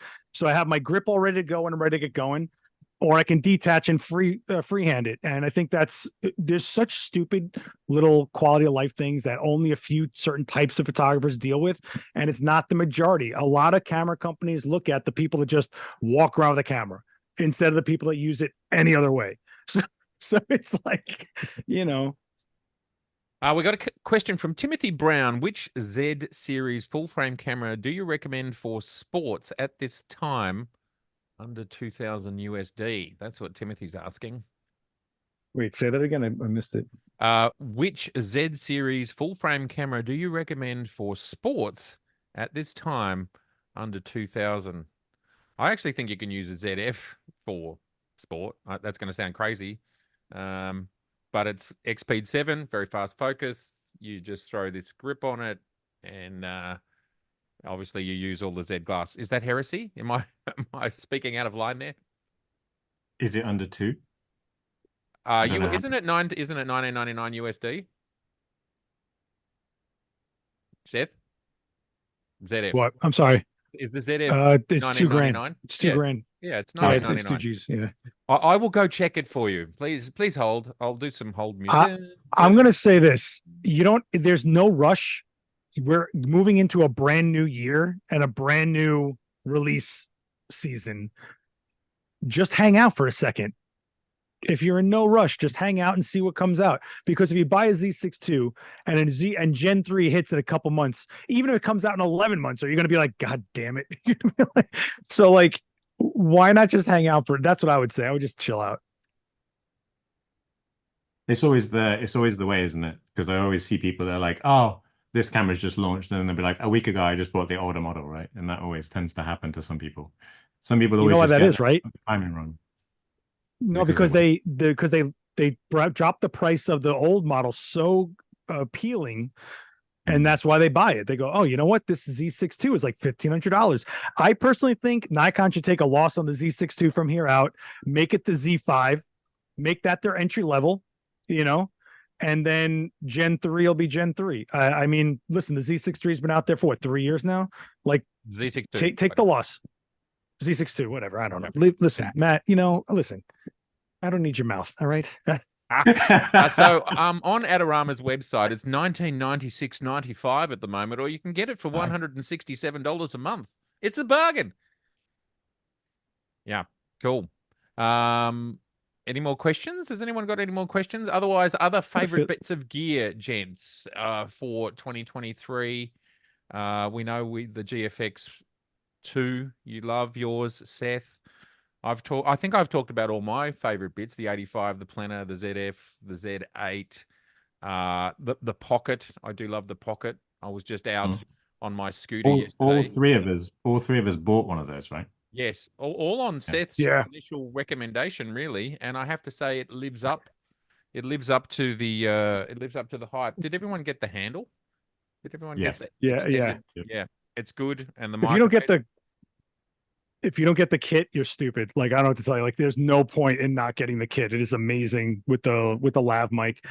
Do you remember when that came out? How much I lost my mind? I texted you guys from like midnight my time. I was like, "Oh my god, have you seen this? It's coming!" Rah, rah, rah, rah, rah, rah, rah. Yeah, and then you sent us 2 videos of you running up and down the street. It was awesome. It sold me. It was a great time. Yeah, and then we all bought one, right?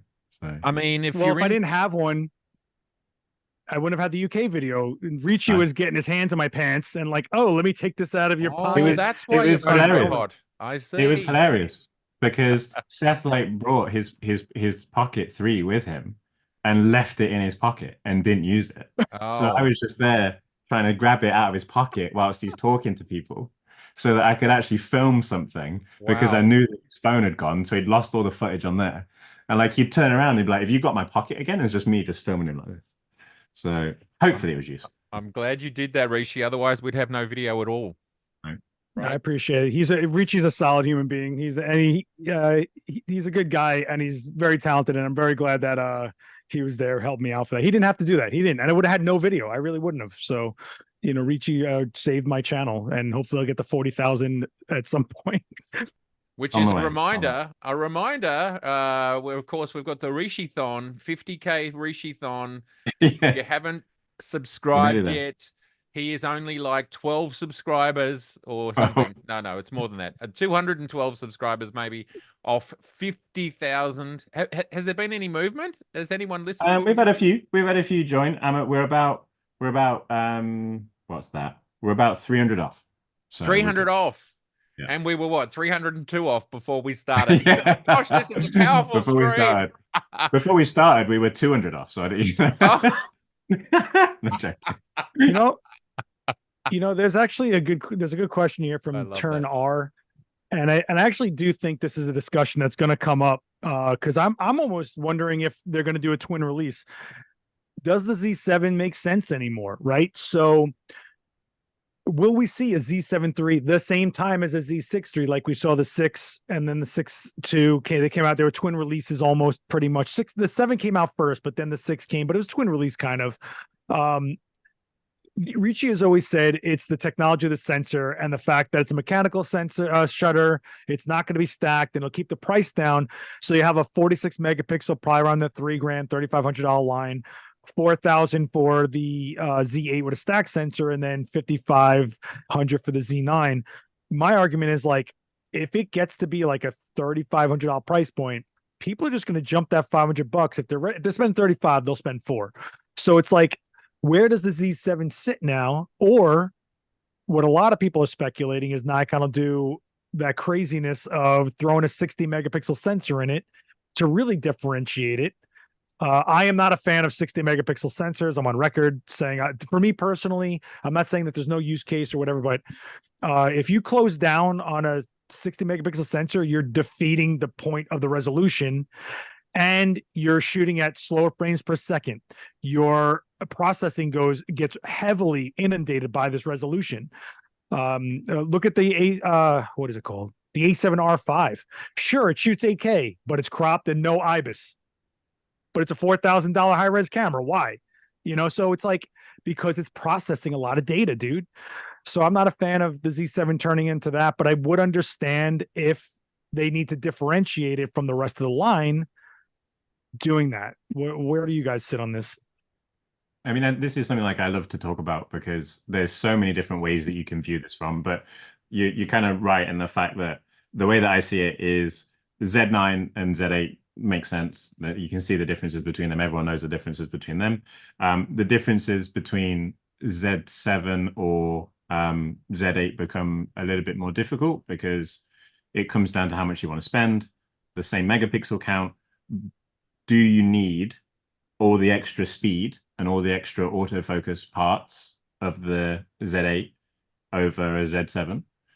And if you were asking a landscape photographer, so if I had a landscape photographer ask me, like, what's the best camera I could buy for landscape photography? Generally, I say Z7 too.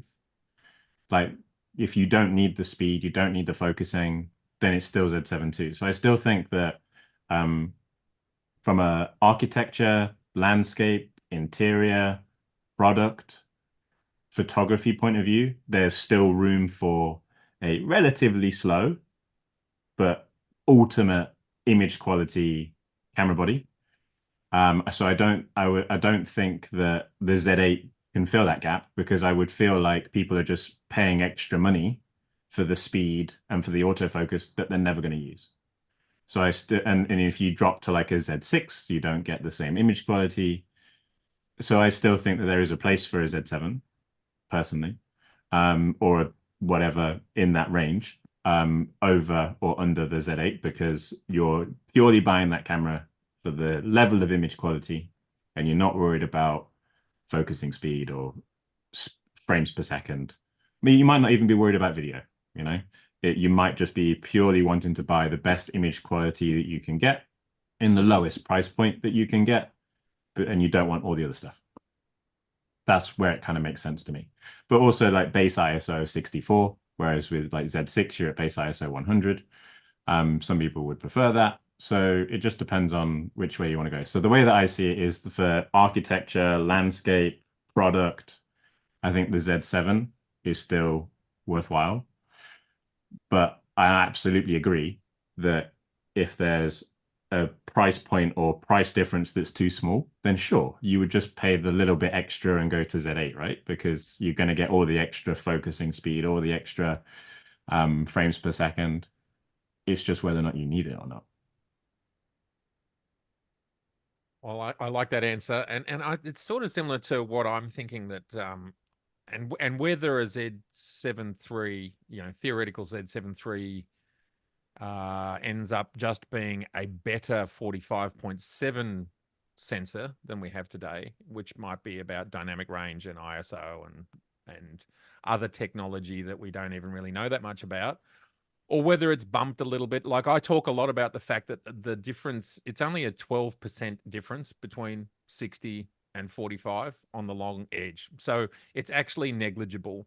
And if you said to me, who's someone who's really interested in image quality, um, do I want a sensor that gives me more dynamic range and some other sort of increases in image quality versus more pixels? I would choose the dynamic range one, not the extra pixels one. So if there's some sensor tech, which is all about not speed, but just simply image quality, and it's everything from portraiture, stills, landscape, everything you said, Ricci, and that's what its focus is. I think it's brilliant. And I mean, it's almost the convergence with the ZF R that you were talking about, Seth. That they almost are two similar cameras, but I suppose the Z7 is where the marketing lies. That's our slow high res camera, and then you can get your Z8, Z9, and get your fast high res camera, and that becomes the differentiation, and the price is there to match. So, but to go back to your original question, will they come at the same time? I don't think it's needed. Personally, I don't think it's needed right now because there's a lot going on, and I feel like a Z7 III would be further off. That's just a hunch. I would rather see a stacked sensor Z6 at this point for press photography, for those guys that want clean, lower res, for higher ISO, the sports guys. Like, I would like to see something like that come out, which, if you're talking about the Z7 becoming a niche camera for just certain use cases, then so would that camera as well. And I think that's where we're going to have to start seeing cameras go, is niche camera after niche camera, because you're not going to get the whole market. You're going to get the people that need the tools you're creating. And I just want to address something that kind of irritated me. Roy in the chat is saying that pixel shift is just a marketing thing, and his Hasselblad has had it, and he says it's useless except for study subjects. Yeah, dude. I don't think you realize that every major museum in the world has used pixel shift on Hasselblads to document every major piece of artwork and things they have dug up from the earth for the last few decades now. When you go on museum websites and you can zoom in 1,000 times onto a painting when you can't get to the other side of the world to see it in person, that's from pixel shift. So it's not marketing. There is a use case. It just may not be for your use case. And I think people have to start understanding that just because a feature or a piece of gear isn't for you and what you do doesn't mean it's useless in marketing. There's always someone out there that's using it. What group, how big is that group of people? Different story. But it really gets under my skin a little bit when I hear that. If that was the case, Micro Four Thirds would be gone by now. Let's put it that way, right? Like, there's people that use it for certain reasons, so we got to get this idea out of our heads, people. Seriously. Chris Stu Cush is saying, no one will say it, but I'd love a full frame Nikon with 12 megapixel sensor. Would be a powerhouse, which is interesting. That was, 2 years ago, Joe and I speculated on this idea of a Z1, which really is pretty close to a ZF, what the ZF has ended up being.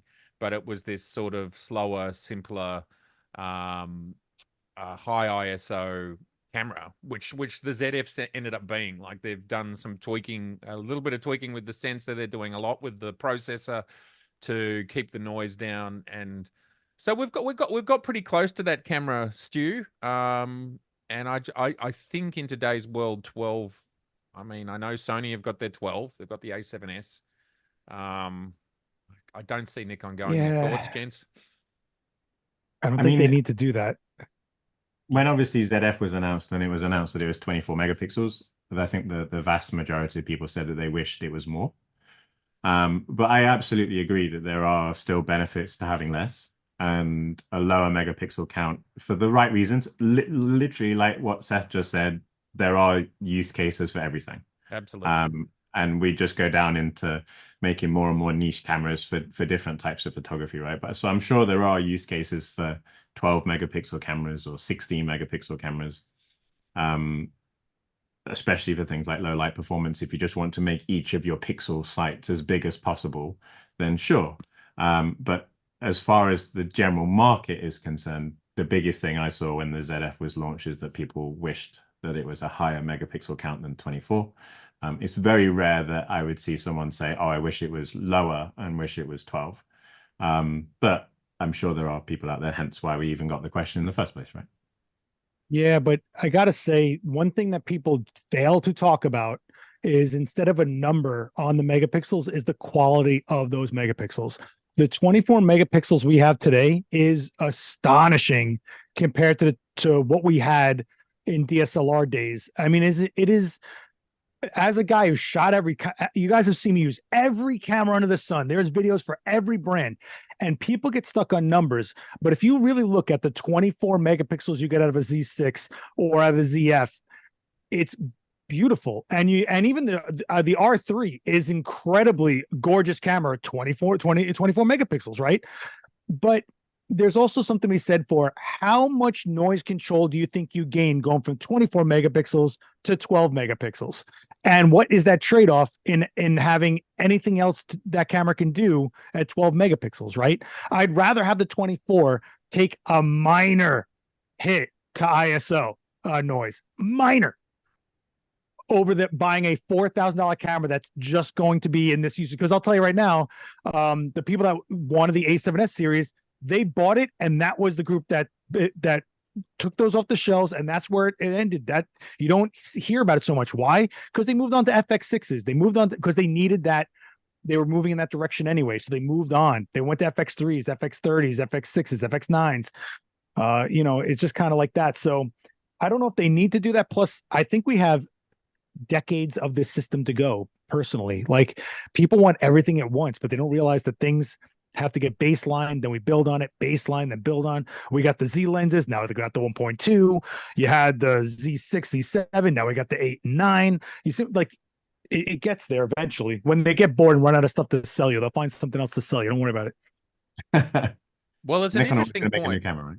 It's an interesting. I don't think megapixels are going to go on forever. I think other things.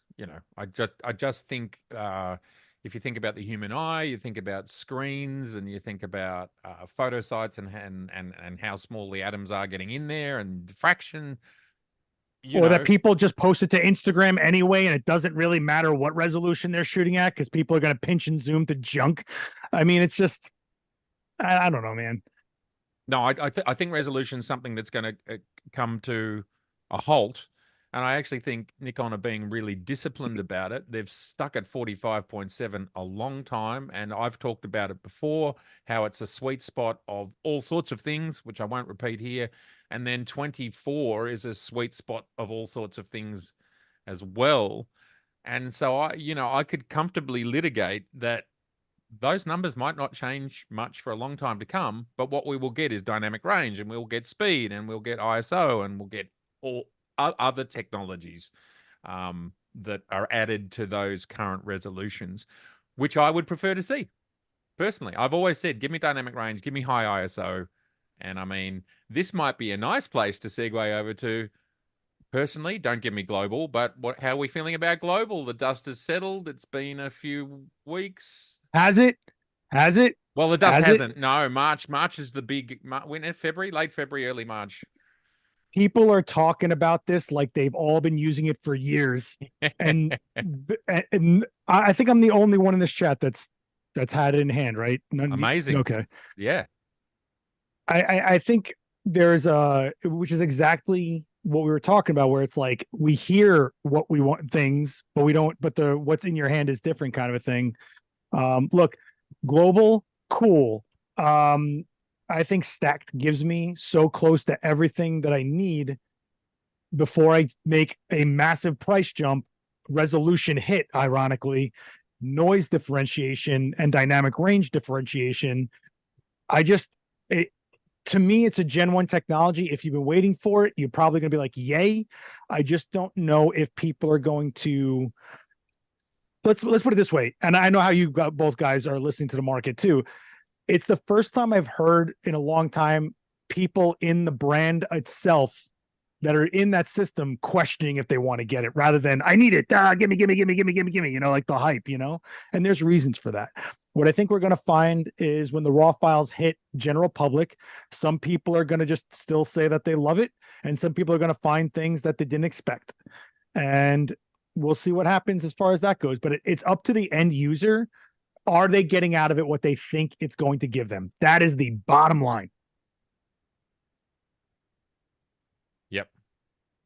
I've always been of the impression that if a new technology doesn't deliver what the person using the camera wants it to deliver, then you get found out very quickly. So until it's used by a lot more people in that camera, because obviously global has been used in a number of cameras for a number of years previously, but until it's been used in that camera, it's no one really knows. And especially because how far out we are. So like I know how far out a camera can be before it actually gets to its final stage. And we're so far out from where it might not even work the same way. There might be things that work completely differently to when it actually releases. And that's quite a common thing, especially with firmware and adjustments and everything. The camera that people are using now might not be anything similar to the camera that actually launches. It might have similar hardware, but the firmware can change a lot. As we've seen with Nikon's own stuff, right? Firmware can change a lot. And especially up to the launch of a product, the firmware changes an awful lot. You can get updates ahead of product launches that are like every week. Like that. Yeah, but Ricci, they would not have let guys like me walk with raw files if they didn't feel that the images were what they're going to be. That said, I don't know the answer to this. But have Sony ever done anything like that before? Not that early. Not this far out. Yeah, not this far out. So maybe they thought that they were really happy with where it was, and like you say, maybe it is final. But what's the I think theory it got mixed into. What's the theory on them going so early? I think one, it was the 10th year anniversary of their mirrorless system, and I think this was like them coming full circle, going, "Look, we're first again." Whatever, blah blah blah blah blah. And listen, I'm not taking anything away. I'm not taking anything away from Sony. It's great that they keep pushing things, but the A9 series is a working pro camera. A lot of sports photographers, a lot of people out there that make their living shooting. What I would have liked to have seen is two, like I kept saying, a twin release, one stacked sensor that wasn't $6,000, stayed in the 4,500 price point that user base was used to. And then if they wanted a global version, an A9 3G. And if you want that technology, go for it. But I'm looking at guys and I'm listening to guys that are like, I don't know if I want to upgrade because I'm not sure what this camera delivers. But my camera is beat up after 3-4 years in my hands of pro use. I have to get something new that I can rely on. And they're buying yet another A9 II because they don't feel like getting a used $4,000 A1, which is another unknown, is used equipment when you're a pro. So hopefully it pans out. Hopefully it's awesome. Hopefully people love it. But I just think as a line for working people, they kind of were like, here's a price update for a technology you might not have been asking for with unknowns that you're not sure of. So I think it's going to be one of those cameras that might not explode out the gate. Maybe it'll be a slow burn after the raw files get out there. People talk about it more. People rent them. I think it has to get into the hands before people make the decision 100% if they're all in, unless they're like a bored rich guy. It's like, yeah, $6,000, blah, but I think it's going to take a minute. We're going to, like in a couple of years' time, I think we're going to end up with a situation where, like, normally for the past few years, people have generally, I say, have bought cameras based on megapixel counts. Like, especially when you go back to like the Z6 and Z7. Like when the Z6 and the Z7 launched, someone sat there and they said to themselves, "Do I want 24 megapixels or do I want 45 megapixels?" That's generally the way that it went, right? And I don't really feel like in the next few years you will do that. I think what will happen in the next few years is you'll buy your camera based on the sensor technology that you want. Whether you want global, whether you want stacked, whether you just want traditional backlit CMOS sensor, whether you want monochrome, whatever you want, right? And I kind of get that the megapixel side of things will probably become irrelevant. Obviously, they'll still have a megapixel count, but I think you would just go and buy the camera that has the sensor technology that you want rather than picking and choosing the specific megapixel count. And I completely agree that I don't think global is going to be for everybody. I don't think that stacked sensors are going to be for everybody. Hence why I said earlier that I still think there's a place for Z7. So I think the more choice that you have the ability to then go and say, okay, this is the camera body that I want because it has the sensor technology that I want, and it also just happens to be the right megapixel count. Or I go and buy this camera because this camera has the sensor technology that I want, and it's also the right megapixel count. And I think in a few years' time, that's probably where we'll be, whether it's shutter technology or sensor technology that means that you can even just remove the shutter in all cameras, then I think that's where we'll be. Yeah, it's very Don't you think interesting. there's something to pixel binning? Oh, It's all right. You go. don't you guys think there's something about for pixel binning? I think what Leica is doing is incredibly compelling when they have, yeah, you get a 60 megapixel sensor, but if I take it, it bins the pixels to actually be 33 megapixels when I want, and it'll act like a 33 megapixel sensor with lower noise. I feel like I want that technology to get pushed where we get high res sensors that can act and give me the benefits of low res sensors just by settings, which I think is, instead of buying a camera for the megapixel, you can make your camera that if you want it. I really wish people, more companies adopted it. I guess the downside is that if you're going to buy a 60 megapixel camera and shoot it at 30 megapixels most of the time, did you need to spend the extra money to get to the 60 megapixels in the first place, you know? Well, if you're shooting something like in a studio, wider open, and you need super res for whatever client, like what I'm shooting with the GFX, I'm shooting high res for a reason for those clients. And then I'm going out at night and I want to do some night shots. Instead of me having to get a separate camera body that I feel will shoot cleaner, I can just make that camera body shoot cleaner and have smaller files and all that stuff. It's a really interesting idea to have a morphable sensor. We can interchange lenses. Can we interchange sensors? You know, like it's kind of a really cool idea. I just wish it was talked about more. But right now we've been completely inundated by the shutter type. The one thing I do think that's really interesting is how many times you guys went to buy a used camera and you cared about the shutter count. Now, do you care? If it's a stacked sensor, what's gonna explode and physically break, you know? I think what we need in cameras is a counter that shows us how many hours the sensor has been running. Like I said, this Z6 right here, it's been running for about a few years now, but it has a shutter count of 3,000. I can sell it as new. I mean, I've been wondering exactly that with the Z8 and the Z9. What's the uptime of that sensor? Because, you know, 50% of what I shoot is video anyway. So the sensor, and you know, when we're looking through the EVF, they are on so much more than they ever used to be on. And far out, I'm sure every camera company has done accelerated testing. Like they would literally sit it on a test bench and it would just be on for like 4 years straight. And so it'd be really interesting to know.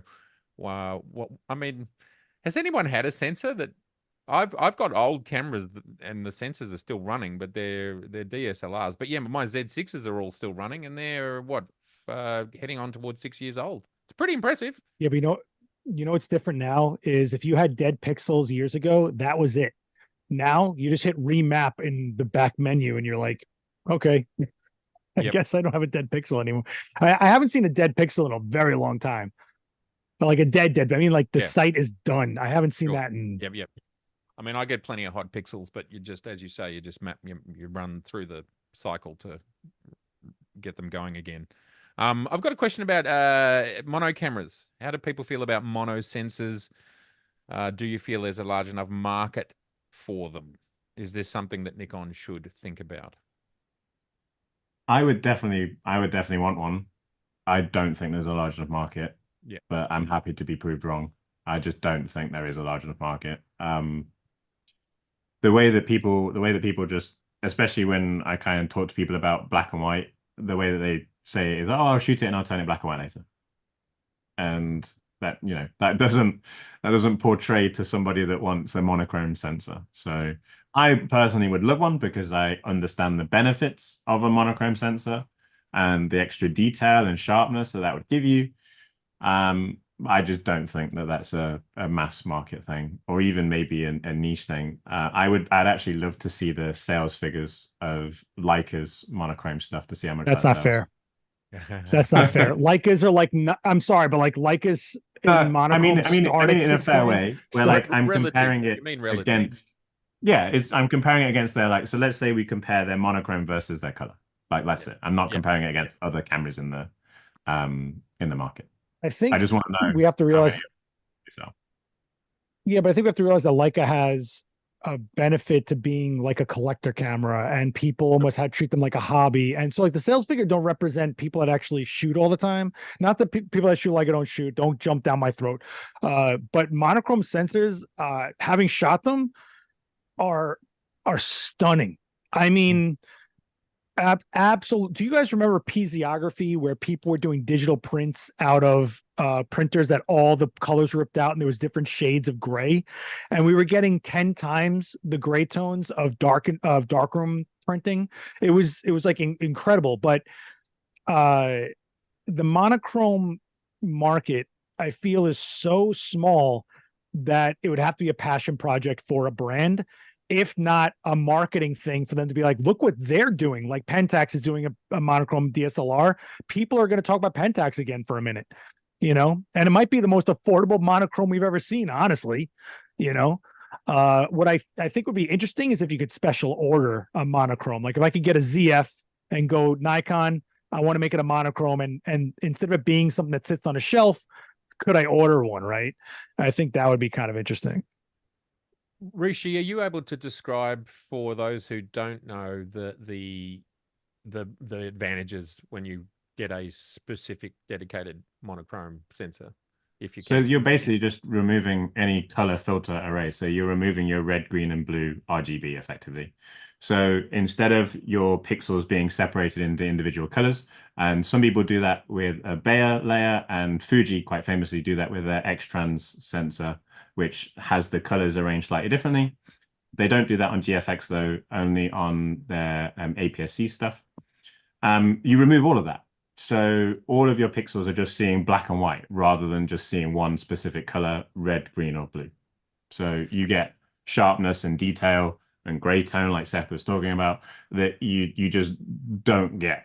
You just don't get if Yeah, by shooting in color and turning black and white. You just don't get it. and you also don't forget, noise kind of goes away almost. It is really interesting for two reasons. One, a lot of your noise is a rainbow aberration. Well, guess what? If you don't have it look rainbow, you don't really notice anything. And two, it's less of that on that sensor to create the noise. So when I shot the Leica 60 megapixel monochrome, yeah, it kind of just looked like a little bit of film grain, and I didn't care about shooting high ISOs. And if you took that same camera, binned the pixels, and it was monochrome, forget about it. It was stunning. It really was. I was like, oh my God, this is only 9 grand, right? Okay, let me think about this for a second. So if I, yeah, I was kind of like losing my mind. I think you have enough cameras for now. Ron Pollard is asking, we need to address Snap Bridge, fellas. I don't know. Any thoughts on that, either of you? I don't use it. I think So I like it. I was just going to say, I think it's interesting that it depends on who I talk to. Like, there's some people I talk to who just cannot get on with SnapBridge. Like, whatever they do, for whatever reason, it just doesn't work for them. And then there are some people that I talk to, and it works for them every single day. I think there's a couple of variables. The variable that Nikon cannot control is the device that you use with it. And there are lots of variations to whether it works on certain phones and iPads and all that type of stuff, right? But that's besides the point. The other thing that I find interesting is Nikon's release of the other kind of higher end apps. So like Tether and NX Air and stuff like that, which I think Nikon are trying to produce kind of higher quality Pro Series apps for Z8 and Z9. And I hope that then they'll create kind of either an updated or a newer version of SnapBridge that also then becomes usable. You can technically still use it on Z8 and Z9 if you want to, but becomes usable for ZF and Z6 to Z7 2 and so on. But yeah, in in all honesty, generally the issues I see, and I speak to a lot of people about SnapBridge, it's caused by just the number of different devices that it has to work with. And if that device gets updated, then it doesn't work and all those things. Yeah, I, absolutely. there's some kind of weird conspiracy thing going on because I think for some reason SnapBridge works great with my 9 and 8, but I don't do well with my other cameras in SnapBridge. I mean, I'm seamless with the Z8 has been like the most seamless working with the SnapBridge app for me. I also think people just aren't used to pairing devices sometimes, and they're just not. Um, It's not intuitive for them. That there's said, a lot of people when I try to talk through the pairing process, there's a lot of people that won't wait for the device to come up in the little pairing window, and then they end up just pressing cancel and starting again. When if they wait for the device to come up in the window, then your phone comes up and then you click it and then it connects straight away. So sometimes it just takes a little bit longer than what people expect as well, which is one of the reasons why people end the pairing and then they have to start again. yeah, but one thing that all camera companies I wish would just give up on is this software idea. No one's tethering to your software. They're all using Capture One and Lightroom, and that's about it. Like this idea that we used to get a CD with our camera. It's like as long as since no one's using that anymore, they're not using your software. Like stop trying to just work closer with the apps that people are actually using to make them work tighter. And I would love more wireless capability between my Nikons and Capture One. I think that would be really nice to see. For some reason, I don't see them using the 5G Wi-Fi. They only use the 2.4 or whatever Wi-Fi. And it's like, well, why aren't they using this? Or how come only this camera does that in Capture One, but not everything? I feel like all brands need to just give in, just like they did on speedlights. Hey, we're not making speedlights too much anymore. We'll give it to Profoto. Well, cool. Give the software to the software companies, please. What I would say, there's two things I'd like to say. The first one is Nikon do work quite closely with Adobe and Capture One. I know they work quite closely with Capture One as well, especially being based in kind of the region that I'm in. And well, as you know, there's like lots of things I tell you about. Oh, you can do this now in Capture One, and you can do that stuff, and Capture One like the inside out, right? But there's lots of stuff that's supported in Lightroom now, day one as well when the product is released, like the raw support is there straight away. The second thing is I completely understand why it would make sense that like Nikon could stop putting resources into NX Studio and put those resources somewhere else and let someone else do software. But there are a lot of people that I train on Z6 II, Z7 II, Z5, Z50, ZFC that have never used editing software in their life. And they aren't in a position where they want to pay monthly for Adobe. They aren't in a position where they want to pay the entry fee to Capture One. So they quite like the fact that there is a free piece of editing software that they can edit their images in. Granted, it doesn't let you do as many things as the paid for version is, but we live in a world of you get what you pay for, right? And it means that for those guys and that have never edited their images before, it's an entryway into being able to edit their images. And some of them will stay there, and some of them will move on to Lightroom and Capture One. And I see that happen quite a lot actually. I'll be training courses on Z6 II, and I'll just make a comment about editing high ISO or editing color. And then I'll get a couple of comments saying, oh, I've never done any image editing before. How do I go about doing that? And then you get into the conversation of, well, you could either look at NX Studio or you could look at Lightroom. And I think, especially from the pro bubble and from the enthusiast bubble that we're in, everybody uses like the paid for editing software. And I get that. But there are lots of people that don't even know that we exist that edit on NX Studio because it's free and it does the job. So that I do get there's a reason why it exists. Yes, from an enthusiast point of view, I'd love it to do lots of the other things that Lightroom and stuff do, but there's a reason why you pay for those pieces of software, and the Nikon one is free, right? Ricci fighting for the little guy. You hear this guy's like, listen, buddy, stop talking that nonsense. There's people out there that don't have the Capture Ones and stuffs. I get it. I get it. It's just you know what I'm saying though, right? I mean, come on. I think it's beautiful. Thank you, Rishi. Thank you. Bless. Now, Jim Owens is asking if the megapixel and autofocus war is over. What is the next frontier? Now, I suppose we've talked about that a little bit. Dynamic range, ISO, and you've said it already, haven't you, Rishi? It could be just pick a sensor, any sensor, the one that works for you. It's gonna be CMOS, Yeah, CMOS it is BSI, interesting. Stax, CMOS BSI Global.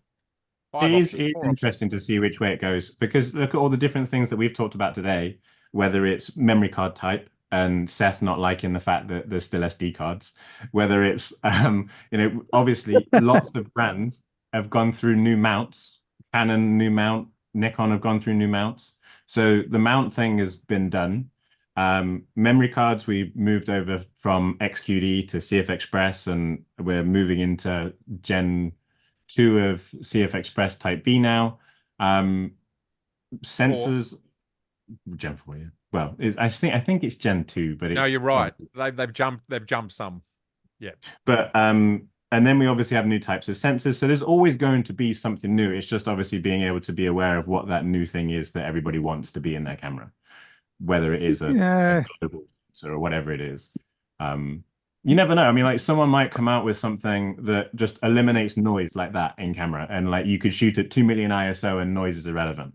Or someone might come out with something that allows you to just switch between monochrome, infrared, and color, and someone might want that in their camera. Like there's so many different things that could have a way of happening as technology changes, and there might be a whole new way that we apply lenses.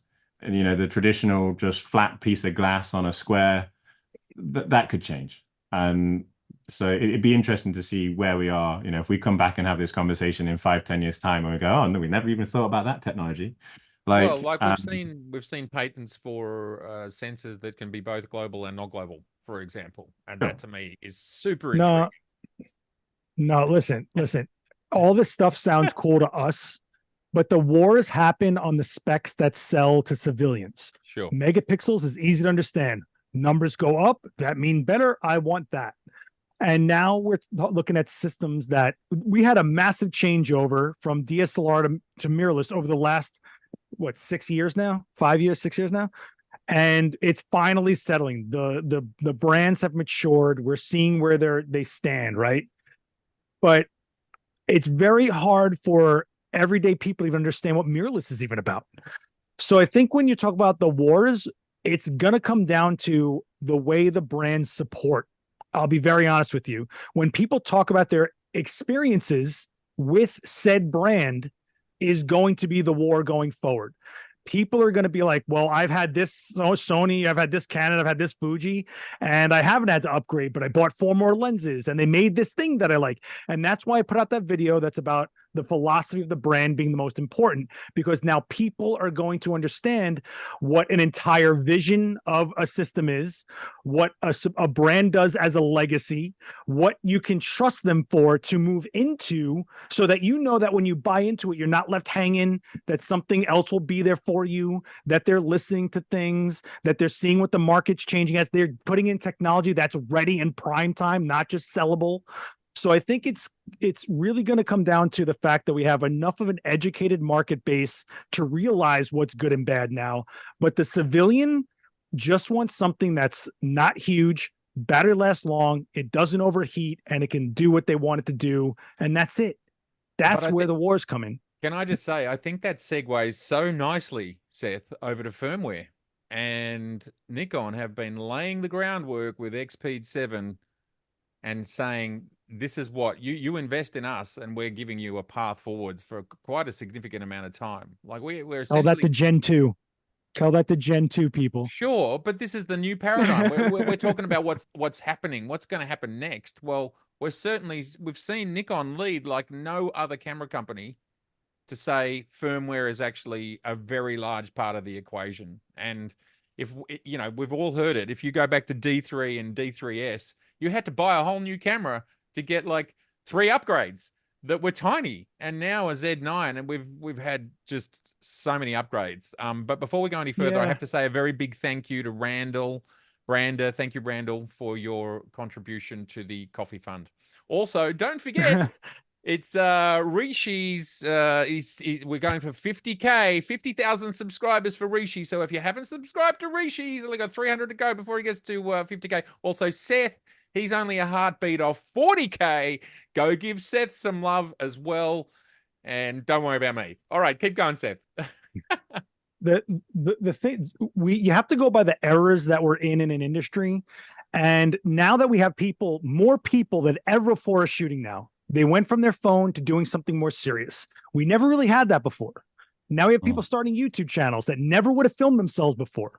We have people understanding what the equipment is and what to look for. Now, what are they going to do? They're going to listen to what the market is saying. And the people that don't feel slighted by a brand are going to speak about it, recommend that, push it. And that's where you're going to start seeing the conversation go, I feel, because specs are specs, and we're only getting into certain areas that people care about anymore. You know, you tell that kid that wants to start a YouTube channel, but this has global shutter. They're gonna be like, I don't even know what that means, but it's way out of my price range. That's what they're gonna say. So the whole idea of that war is probably like another decade off, honestly. But if they say, listen, they came out with these 3 things that work together seamlessly, and these lenses got small, and I like the way they work here, it worked for that person, they'll say it to the next person. That's the war. How do they feel about the way the brand treated them? What they offer? Did they like what they got for it? That's what I think is going to happen. I think firmware is, and something I'd really like to see, just to make it way more, what's the word? Transparent. I'd really like it, whether or not it's possible, I don't know, but something that was like a lens roadmap, but for firmware. And, you know, you wouldn't have to necessarily commit to specific features, but even just letting people know that there might be like 4 updates, you know, in the lifetime of a camera, or there might be 5 updates in the lifetime of a camera. The problem is that it's so hard to commit to, because 4 firmware updates could easily become 3, or could very easily become 6. So there might be something that they want to add into one update, and they might then say, actually, hold on, that's its own separate update. We can't quite finish that in time, so we'll add that to an update after the fact. So I would love to see some sort of transparency around firmware updates, but I just know that it would be so difficult to do it properly. Yeah, but I also think that firmware updates aren't going to be about feature adding. I think they're going to be a lot about product integrations, right? So imagine, like we've talked about, Ricci, the Bluetooth remote from ProPhoto inside a camera body. Like they play nice with the rest of the stuff that you're using, so you're able to make the ecosystem you're trying to create. They don't have to make everything, but the brands that really work together to give users all the ability are going to be the ones that people gravitate towards more. You know, proprietary has its advantage that whatever you buy within the same brand will just work. But if it doesn't play well with others, and you're someone like me that has to use all things all over the place with other people's stuff and production, I need versatility. That's why I like that Nikon worked really closely with all these brands that Adamus, Small Rig, Nissan, ProPhoto. ProPhoto was ProPhoto was the only lighting company that had firmware ready the day before I got my Z9 to work seamless. The only one. And I'm a pro that has to pay my rent. If my lights don't work right, what am I doing? So that's where I got value in that. I got a lot of value. That's where I saw the value, you know? I just wanted to jump in there, and Mozman is suggesting Ricci for president. Just throwing it out. Ricci for president. I'm okay. Prime Minister. Are you sure you're not free? You're not free 2024? No, I mean, I'm busy enough. And as you've seen, trying to upload YouTube content, so never even mind about running for president or prime minister. Yeah, look, it'd be a bit of a change, but yeah. Sorry, I just had to throw that in there because I think it's a pretty wise, it's a wise call, you know. But anyway, sure. When Ricci uploads a video, it's like an event. Like it's so amazing. Like, oh my god, he put a new one out. It happened. It actually happened. Yeah, I try. It's just time. It's just as you both know. The amount of time it takes, you know. It is a lot of time. Vic Roman is asking Z rangefinder. Pretty please. Yes. There you go. Yeah, I'd also love that. I mean, I'd have to think with the success of the ZF, um, it's got to be it's certainly got to be on a whiteboard somewhere with people doing this. The question I would ask is, and I get that they probably already answered this because they said they wanted a Z rangefinder, which means they probably want it to be changeable lens, or would they want it to be a rangefinder with a fixed? Oh, That would be the now you're throwing question the I cat. I always want to change my lenses, I think. But I would. suppose if you make it small enough, if you can make it Yeah, pocket enough, is that a Ricoh? What is that? What's that? that's a Fuji. Oh, that's a It's Fuji. going to be a Nikon rangefinder in 2 seconds. Hang on a Oh, I second. Oh love my this. You've got the God. Sharpie. I'm doing. That's so good. Just I mean Nikon's S series were like so legendary for those people that use them. For Nikon to just go like, what?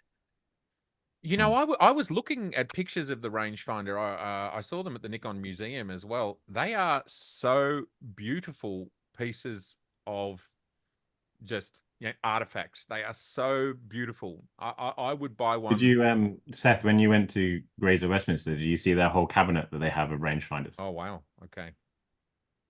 Yeah, they have a whole cabinet, Yeah. the body of the lenses. Yeah. They're But what do you guys beautiful. think about Beautiful. what do you think about Nikon being probably the only brand that recognizes its heritage?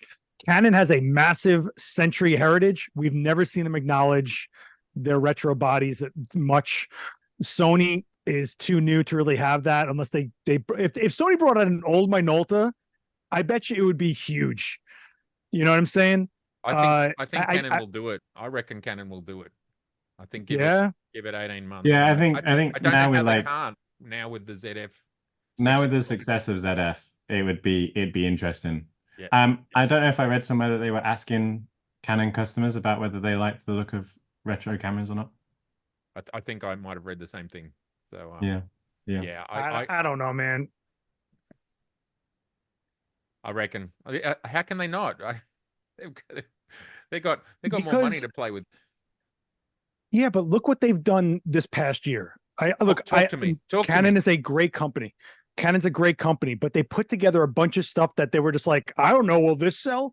The V10, which looks like a flip phone, the R100, which is the most bare bones, tiny little mirrorless that has no features in it just to sell at a lower price point. The R10, that was like their answer to a mirrorless Rebel. The R7, R8, the RP is still for sale. The original R is still for sale. Like I just don't, they're trying so many things to make the R series stick that unless they really, I don't know if they really would do it. I don't know if they would have done it. Like I feel like they put so many weird things out already. Like don't you know what I'm saying? They've already tried throwing spaghetti against the wall. I feel like a retro camera would have been in there after the ZFC. Are you kidding me? Do you think they could do R62 in like a retro body? Yeah. R6. It is an R62 is out. There's an R62. But in a retro. No, that's what I mean. Oh, Yeah, in a so retro.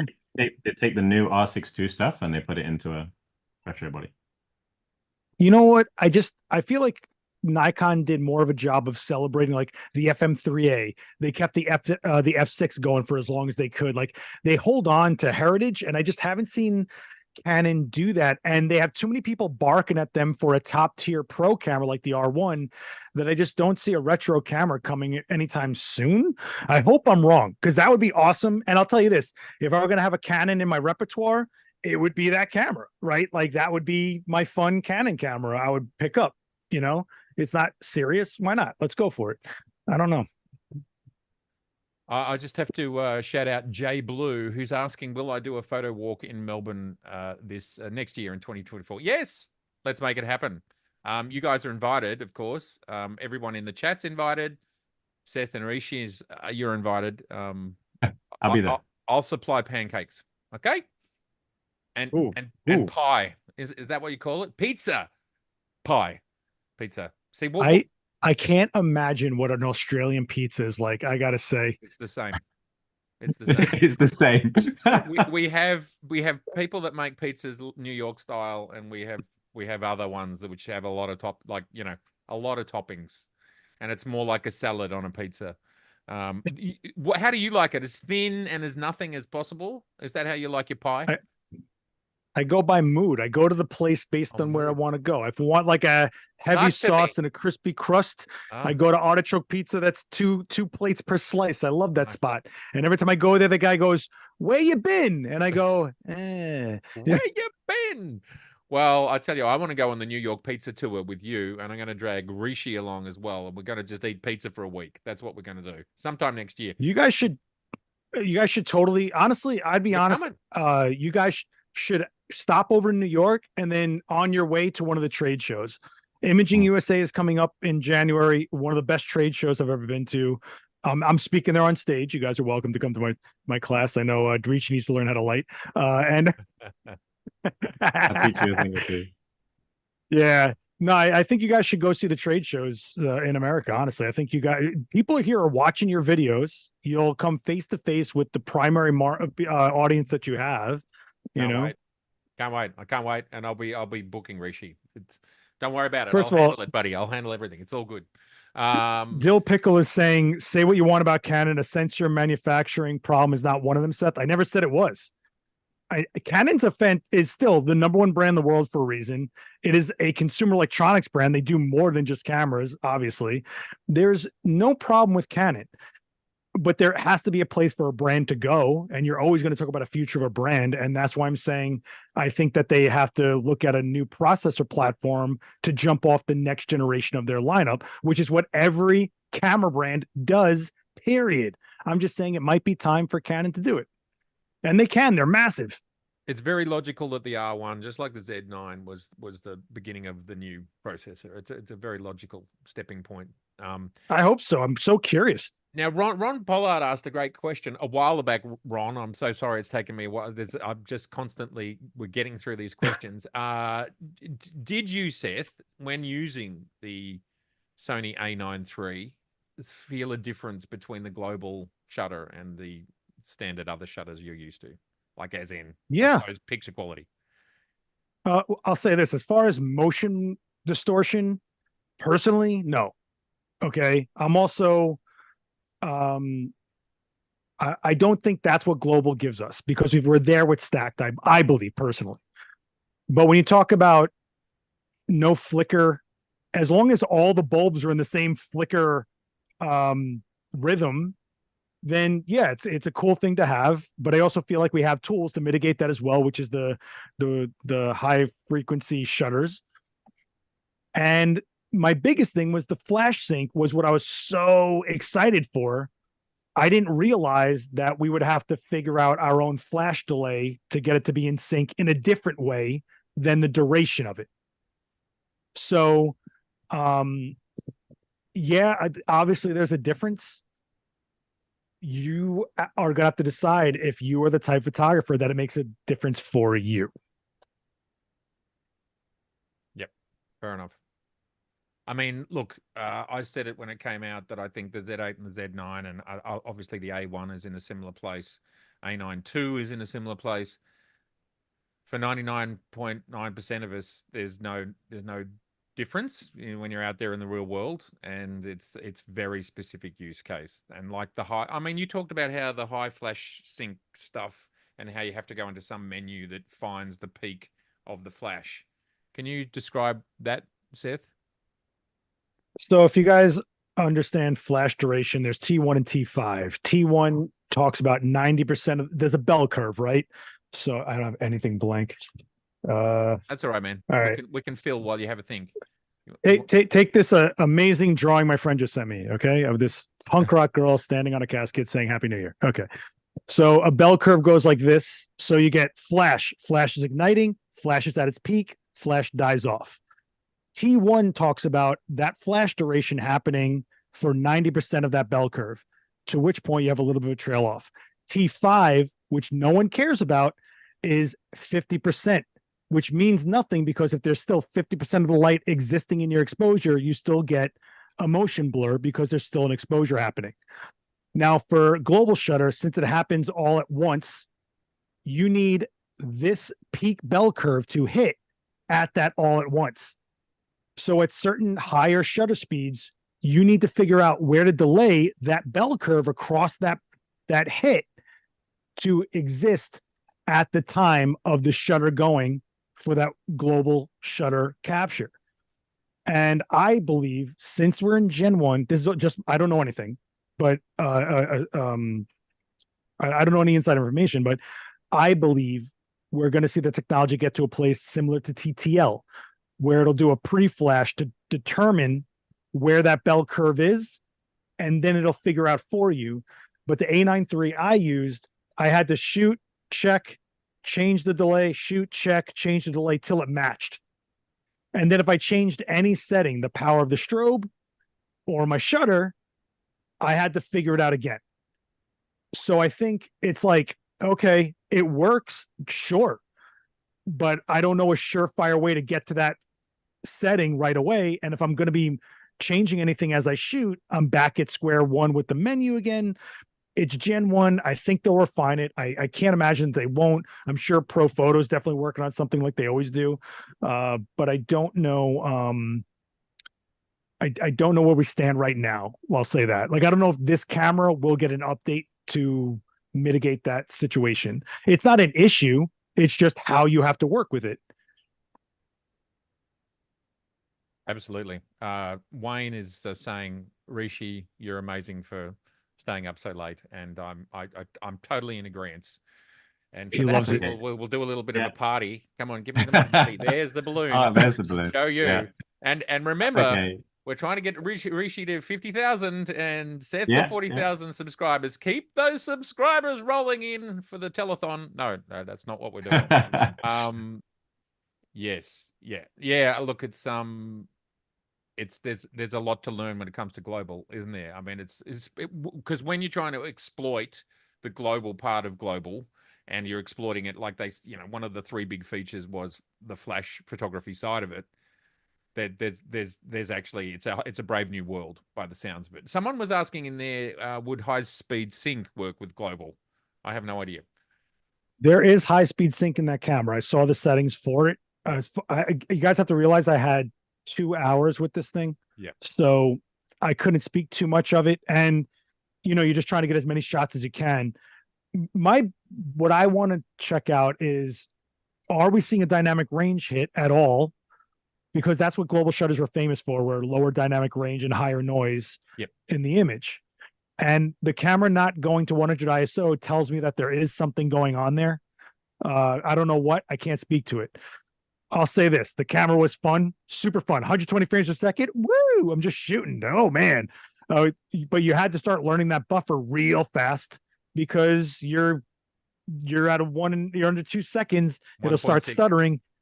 So you got to kind of gauge yourself. But I think that's how it is with any camera. And I also think actual pros in real scenarios aren't shooting 120 frames. They're going to do 60, 30. You're not really exploiting that as much. Exactly. For me, the whole question of this thing to me is the image quality, which I haven't been able to open the raw files yet. I know that you're able to do it on Lightroom. I haven't had this chance to sit down. It took us a year for us to figure out how to do this. so Yep. Turn R is asking, do you feel that Nikon could change its approach to aspect ratio crop presets as a non-destructive crop via metadata in the raw file, as aka the D850, for example?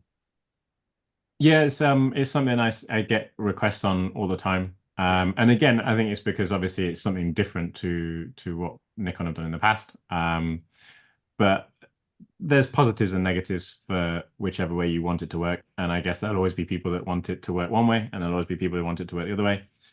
So the big advantage of applying an aspect ratio in camera, but then it not applying to your image, is you still have the flexibility in post, but you can see that aspect ratio through the viewfinder. The advantage of it applying to your image is you shoot in that aspect ratio, and then your image is already in that aspect ratio, so you don't have to do as much work in editing. So there are people that just want to shoot the aspect ratio there and then, and they want it applied to their images. And I get that there are people that shoot the aspect ratio, but they don't want it to be applied to their images. They want to apply it themselves later. I guess the only way around that is to have the option to turn that setting on or off, depending on how you want it to be applied. That is something that does get asked about a lot, for sure. But couldn't you just have like a mask in camera that then carries over to editing software? So it's there, the mask for the aspect ratio, but keeps the raw full sensor? Yeah, so you would apply it to the metadata of the file, which is something that you could easily do. It just requires that to be added to firmware. I for feel sure. like it's what we talked about before, that it's a feature that will come, and it's just, do we want pre-capture, and how many people will get it's super excited about pre-capture, for example, versus this cropping. And I suppose it, partly it's marketing or whatever, but you're going to get way more marketing mileage out of inventing new things than bringing up old things that people perhaps less people use. And again, Y- it's just the way it is. You know, It's just resource management. That's all it is. we talk about pre-capture, and Olympus had pre-capture for years and no one said a word or cared about it. It's kind of nuts how like perception of a brand or their reach or just a format, people are like, oh, Micro Four Thirds, that's not a real camera. It's like, what are you talking about? And now we're seeing features that they've had for so long come into the other brands and the bigger formats, and you're like, I don't know, man. It's just kind of funny how we just overlook it. Look, that just came into my head. I could have said auto capture, but yeah, I hear No, what no, you're I'm just saying. saying, like, I hear what you're saying. people, I think it's just become such a discussion after the Z9 got it, and then now the A9 III has it, and all like it just became such a discussion about pre-capture being it has to be in cameras now. We didn't have it ever, and Olympus had it, and no, it didn't make people buy Olympus any more than they did before. It's just kind of nuts. I guess the smaller sensor makes it easier to process. Yeah, just less data. Oh yeah, yeah, absolutely. So that's Yeah. why it's easier to do on a camera, whereas it just might not have been possible to do on full frame cameras with the technology available at the time, until See, now. but I think that's where global shutter would be exciting, is if you saw like Panasonic's GH series be global shutter all of a sudden. And now there's no rolling shutter for video, which is where you really see rolling shutters when you pan. And it's a small sensor that can handle that kind of processing. Like, I think that's where it could save more Micro Four Thirds for video people personally. I don't know. Maybe I'm crazy on that one. Now, gentlemen, we did we want to at all talk about the future? I know that Rishi's going to be president, so there's that part Sure. of the future. No, he's not. Not going to happen. If I'm president, the first thing I'll change is I'll make it so that you can add a drop shadow to a focus point. There you go. Thinking of his man, Mr. New York. Look at that. That's all you need. We got a question from Keith. What is the likelihood of sensor covers being provided with lower end Nikons? Seems like it's a no-brainer to have it. Great. It's great on the Z9. Well, I suppose it's because the Z9 doesn't have a mechanical shutter. Oh. There's space to have a sensor cover, and that's how I see it. It's pretty straightforward. Yeah, sensor covers make sense as long as they're a sensor cover, not a shutter. If you're using your shutter to cover your sensor, you're kind of defeating the object. So, and I think you're right that those cameras would need to not have a mechanical shutter, because you would have to have space for the mechanical shutter and then the sensor cover as well, right? Got to have two sets of shutters. I just don't see that happening. Yeah. No. So if those cameras do go without a mechanical shutter, then I'd imagine they could have space to fit that. But they would obviously have to remove their mechanical shutter first. You're missing a huge marketing thing here, Ricci. Huge marketing thing. Start a new lens line that's all leaf shutter. Then make the cameras have a sensor shield. You sell them another set of lenses now. I mean, do it, baby. And then that's really 2,000th of a second flash sync. Come on, man. I would love leaf shutters, but I don't know if everyone wants to buy all their lenses again. Yeah, no. I'm happy not to do that again. Chase has joined us and asking, when will we see the Fast 35? Well, we talked about, of course, we don't know it's fast. We just speculate it's fast. I think Seth and I we think maybe sometime in the next quarter for the 35 on the roadmap. Imagine it never comes out. Like Nikon just leaves that one matzo ball hanging on that line. They just don't ever put it out. I think what's so exciting is that we're done with the roadmap. I think that's what's super exciting. Is like what's going on? What weird stuff are we going to get? Are we going to see tilt shifts? Are we going to see little stubby fish eyes? What are we going to get, man? I mean, I think this is the most exciting time. I think the roadmap's really, really cool, and I'm a bit sad that that's not there anymore.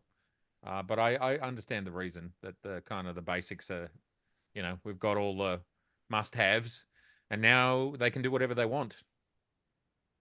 Roy is saying if GFX had leaf shutters, he'd get that instead of the Hasselblad. What are you shooting that you need leaf shutters, number one? And number two, leaf shutters are what makes so many systems that do leaf shutters so expensive. Just so you know. So that GFX that is $7,500 for what producing what a camera that was like 30 grand years ago is doing, it goes up considerably. So, there's Ricci, always a trade-off. you were going to say something about the roadmap. Do you want to still say it? Oh no, I mean I was just going to say that I think the roadmap has served its purpose, right? It was there to let people know what lenses were on the way, and there were lenses that weren't on the roadmap that were released. There were lenses that were released at different times. Some lenses had different focal lengths, 180 to 600, for example. If you remember rightly, the 24 to 120 was a different focal length as well. Yeah. It was going to be a 24 to 105. So I think the roadmap has been great. It served its purpose. But like Seth said, Nikon can release whatever lenses they want to. They're not necessarily committed to releasing a specific lens that they put on a roadmap now. So if they decide that they want to make a specific exotic lens and put that lens ahead of another lens, for example, then they can do that. Look, certainly from a versus their competitors, it's way better to just be able to do whatever you want whenever you want and not be telegraphing your moves. I think that's fantastic. It's very exciting. But it's also very fun to just see the roadmap and talk about it and then be wrong later. That's good too. It's all part of the joy. It's all part of the joy. Well, I had to do we got the set of Sigma lenses, the 56, the 16, and the hell is the other one, 35 or something, and the APS-C 1.8, right? So I go, oh, I'll show them all in the same video. We'll do one where I'm vlogging with it, and I'm like, well, what cameras would this go on?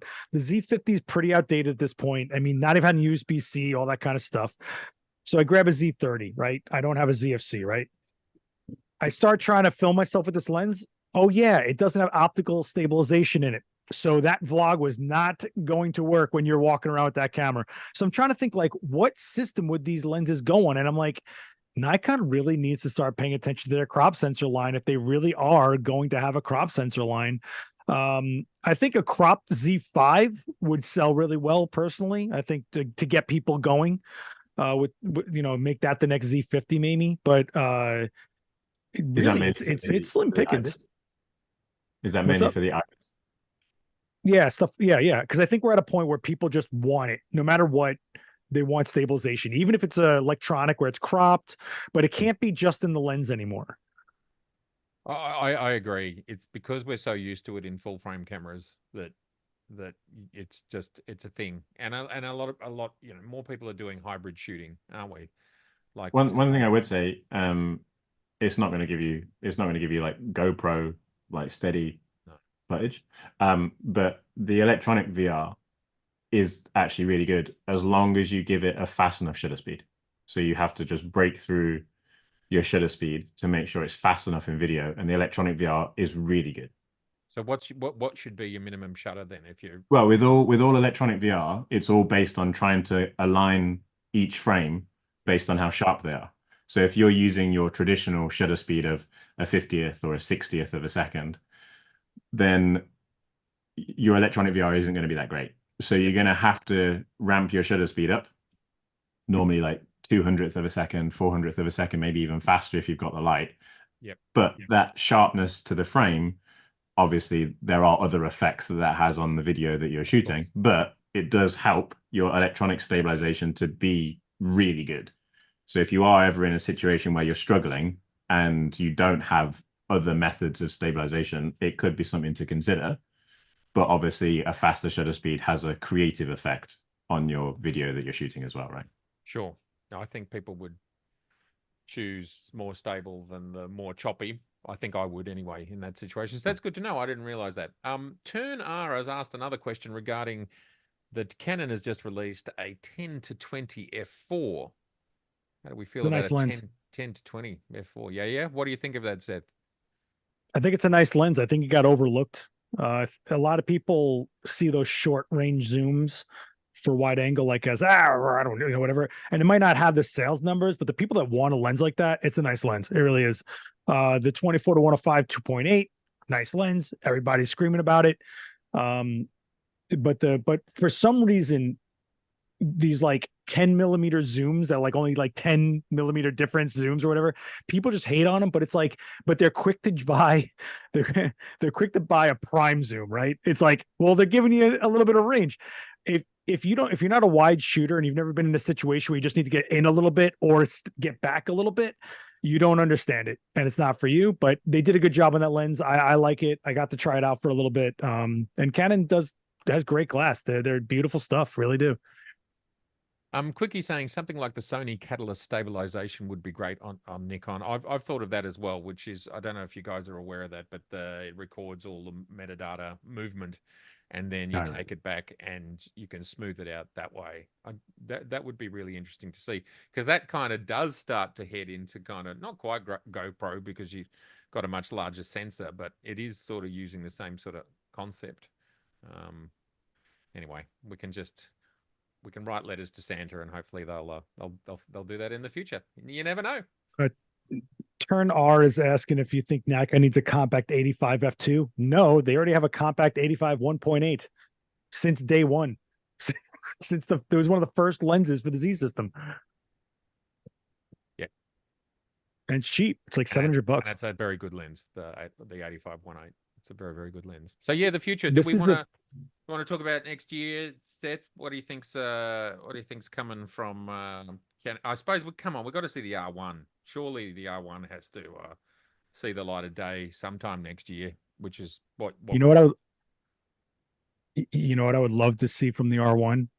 I would love for them to title it something totally different and just throw everybody's brains into a whack. I would love for them to just not call it an R1, and I would die. I think we're going to see an R1. I do. And I also think that they're going to change their cinema cameras over to RF finally. It's about time. And I think the 24 to 105 2.8 with the power zoom is showing that they're trying to build back into the RF cine line with that kind of glass. So I think we're going to see that. I mean, I did a whole stream on what I think is going to come, but as far as Nikon goes, I think it's time Nikon really shows a lot of attention to the mid-range. It's a major gap in their lineup. It's a huge marketplace. I believe that's where the real showdown happens for people like walk into a place and go, I just want to buy a camera. And right now you have an A7 IV, which is selling like mad crazy. And it's a great camera. It's got a lot of really good specs for the price. You got the R6 II, same price, great specs. And then you've got the old Gen 2 just sitting there going, but look at me over here. Oh, and the cameras show a little bit of leg, and they're trying, but they're just they're not spring chicken anymore. Some people are still into the older, they're into that older, they're down for it, but they go, I think we're pretty comfortable with the idea of a Z6 III 4 years after the Z6. I'm comfortable with that 4 year cycle. So yes, if we're talking Nikon, but other cameras like the Z5, the Z5, is there a version 2, and the Z50, they're all getting also pretty old as well. I think a lot of people would like to see that the Z50 updated. You've talked a lot about USB-C. I think the Z50 is the only camera without USB-C. Just even things like that, good stuff. Yeah, if they want people to adopt the Z series, they have to give them an entry point.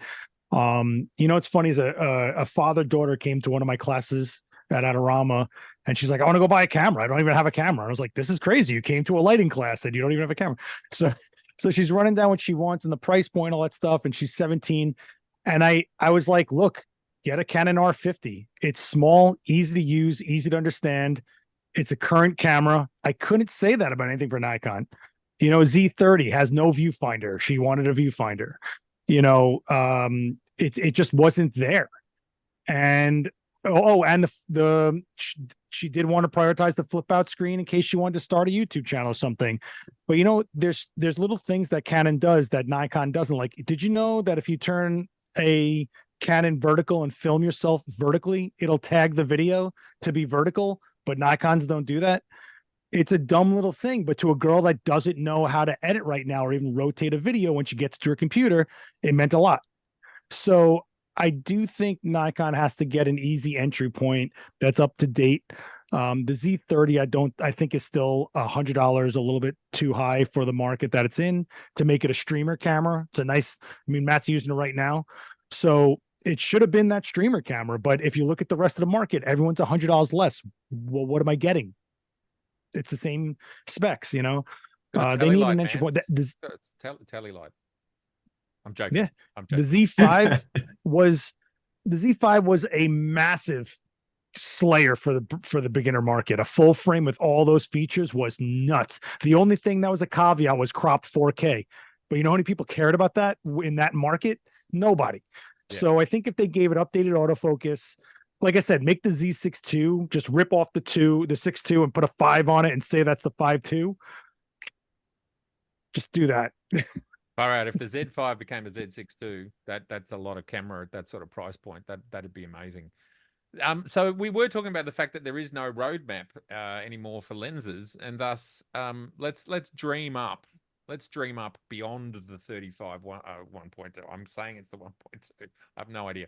Let's dream up. Any lenses, Seth? What are you dreaming up for lenses for you next year? From I told Ricci this forever. All I want is my 14-2.8 stubby little prime. We have no stubby primes, bro. Like, I want something I can throw in my bag and just know I got a prime in there and not take up a lot of room in my bag. But I don't know. Like, Ricci's dying right now because it's like, I know everything that's coming out next year and I'm not going to say anything. So I want to know what Ricci would theoretically like to see next year. I would prefer a 14 1.8. And obviously, I wouldn't want it to be stubby. I just like the idea of a 14 1.8 or maybe a 12, like a 12 f2 or a 12 1.8. 12? Yeah, I would love a 12. I would love a 12. I have some trips in January where I would love to be able to take a 12 or a 14 mil prime, but I'm gonna have to just take a 14-24. Life's tough. You know what? Life's tough when you've got some trips. Yeah. I want a Nikon's answer to 24 to 105 2.8. I want the 24 to 120 2.8 on my desk by 3 o'clock. Ricci, make it happen. I'll try. So we've got the 400. I don't even care. We've got the 400 and the 600 with TCs. Will they ever bother with an 800 with a TC? That's another one that I think that'd be nuts. Yeah, but it might already be covered, right, with the 600. Sort of. I think we're probably more likely to see like a 300-2.8.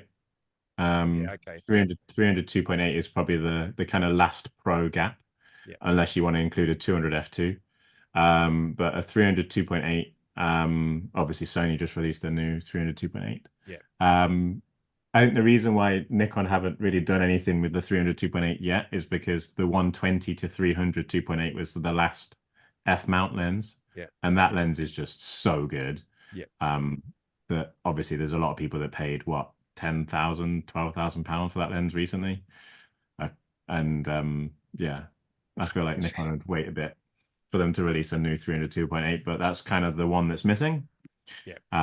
Whether or not that have a teleconverter in it or not, I don't know, but it'd be great to see if it does, because then you have kind of the whole set then, really, don't you? You have the 300 2.8 with a tele built in, the 400 2.8 with a tele built in, the 600 f4 with a tele built in. That'd be great to fit in the mix, but maybe you just want to make it as small and as light as possible. Therefore, you don't put a teleconverter in.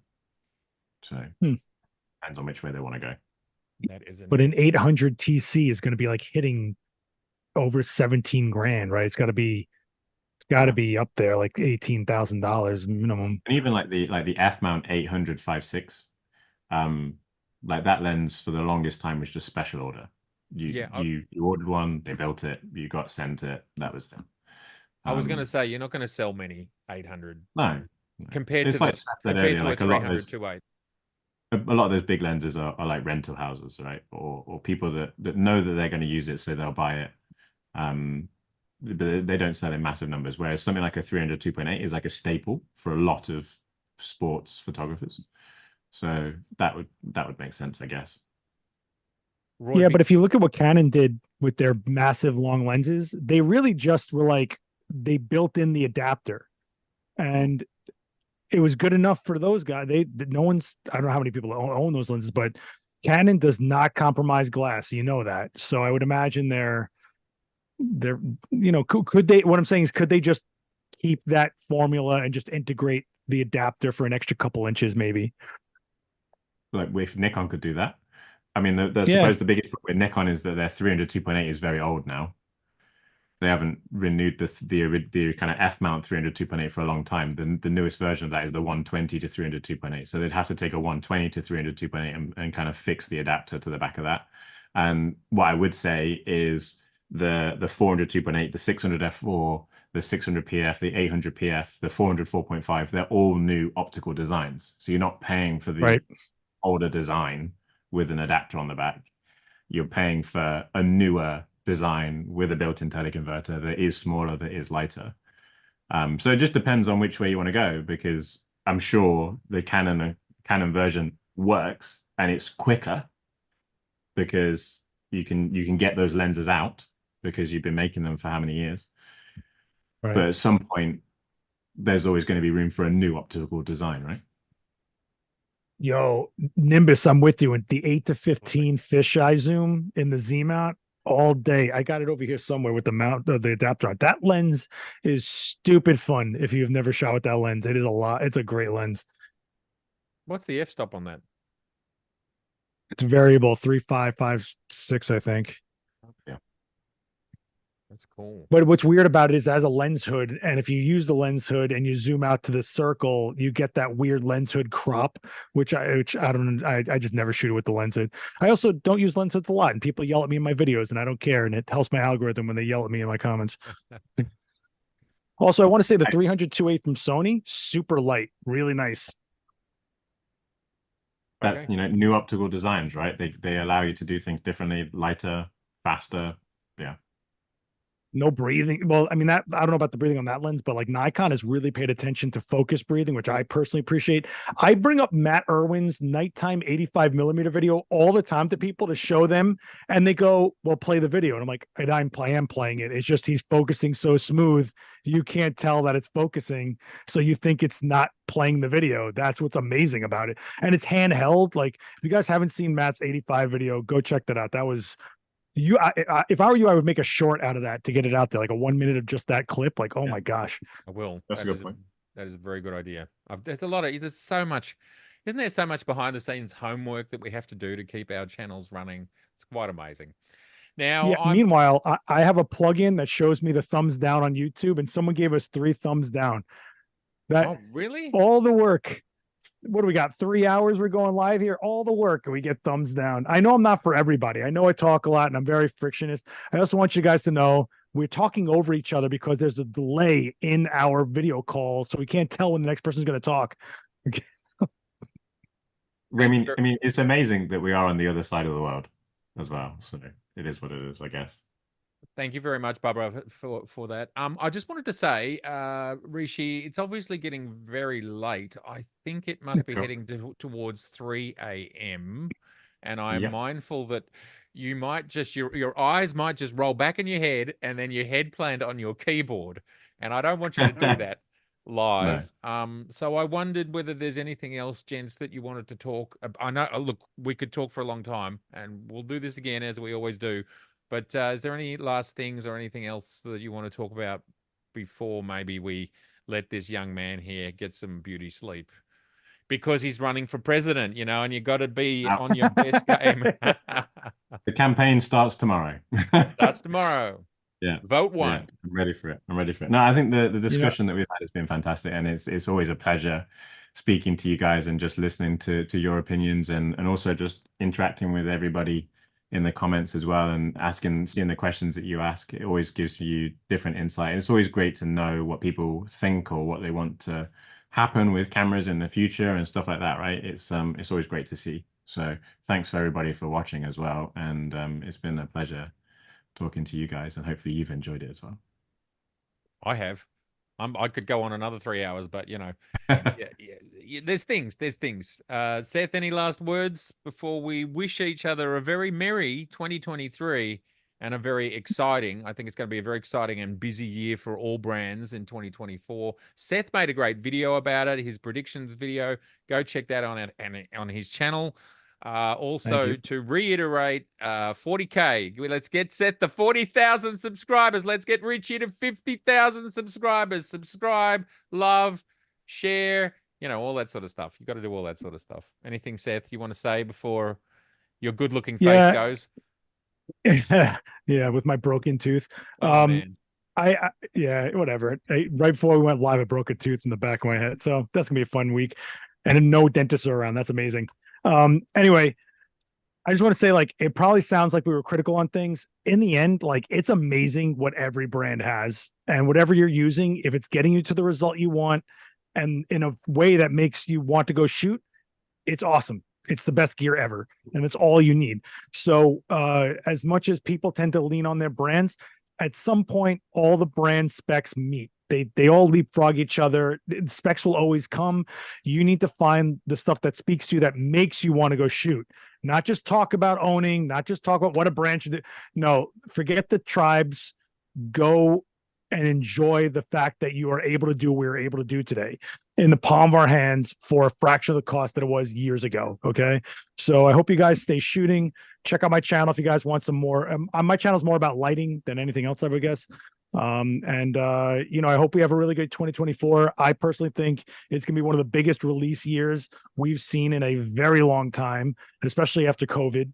And I'm going to be away for a week every month this year, apparently, including Japan. So we're going to see what goes on. I just want to thank you guys for everything and support Matt. If you're new here, hit subscribe, hit like on his videos, go check out his stuff. And of course, Ricci, if you are, even if you're not a Nikon shooter, Ricci's insights to what he's looking at inside equipment might open you up to whatever you're using. Okay.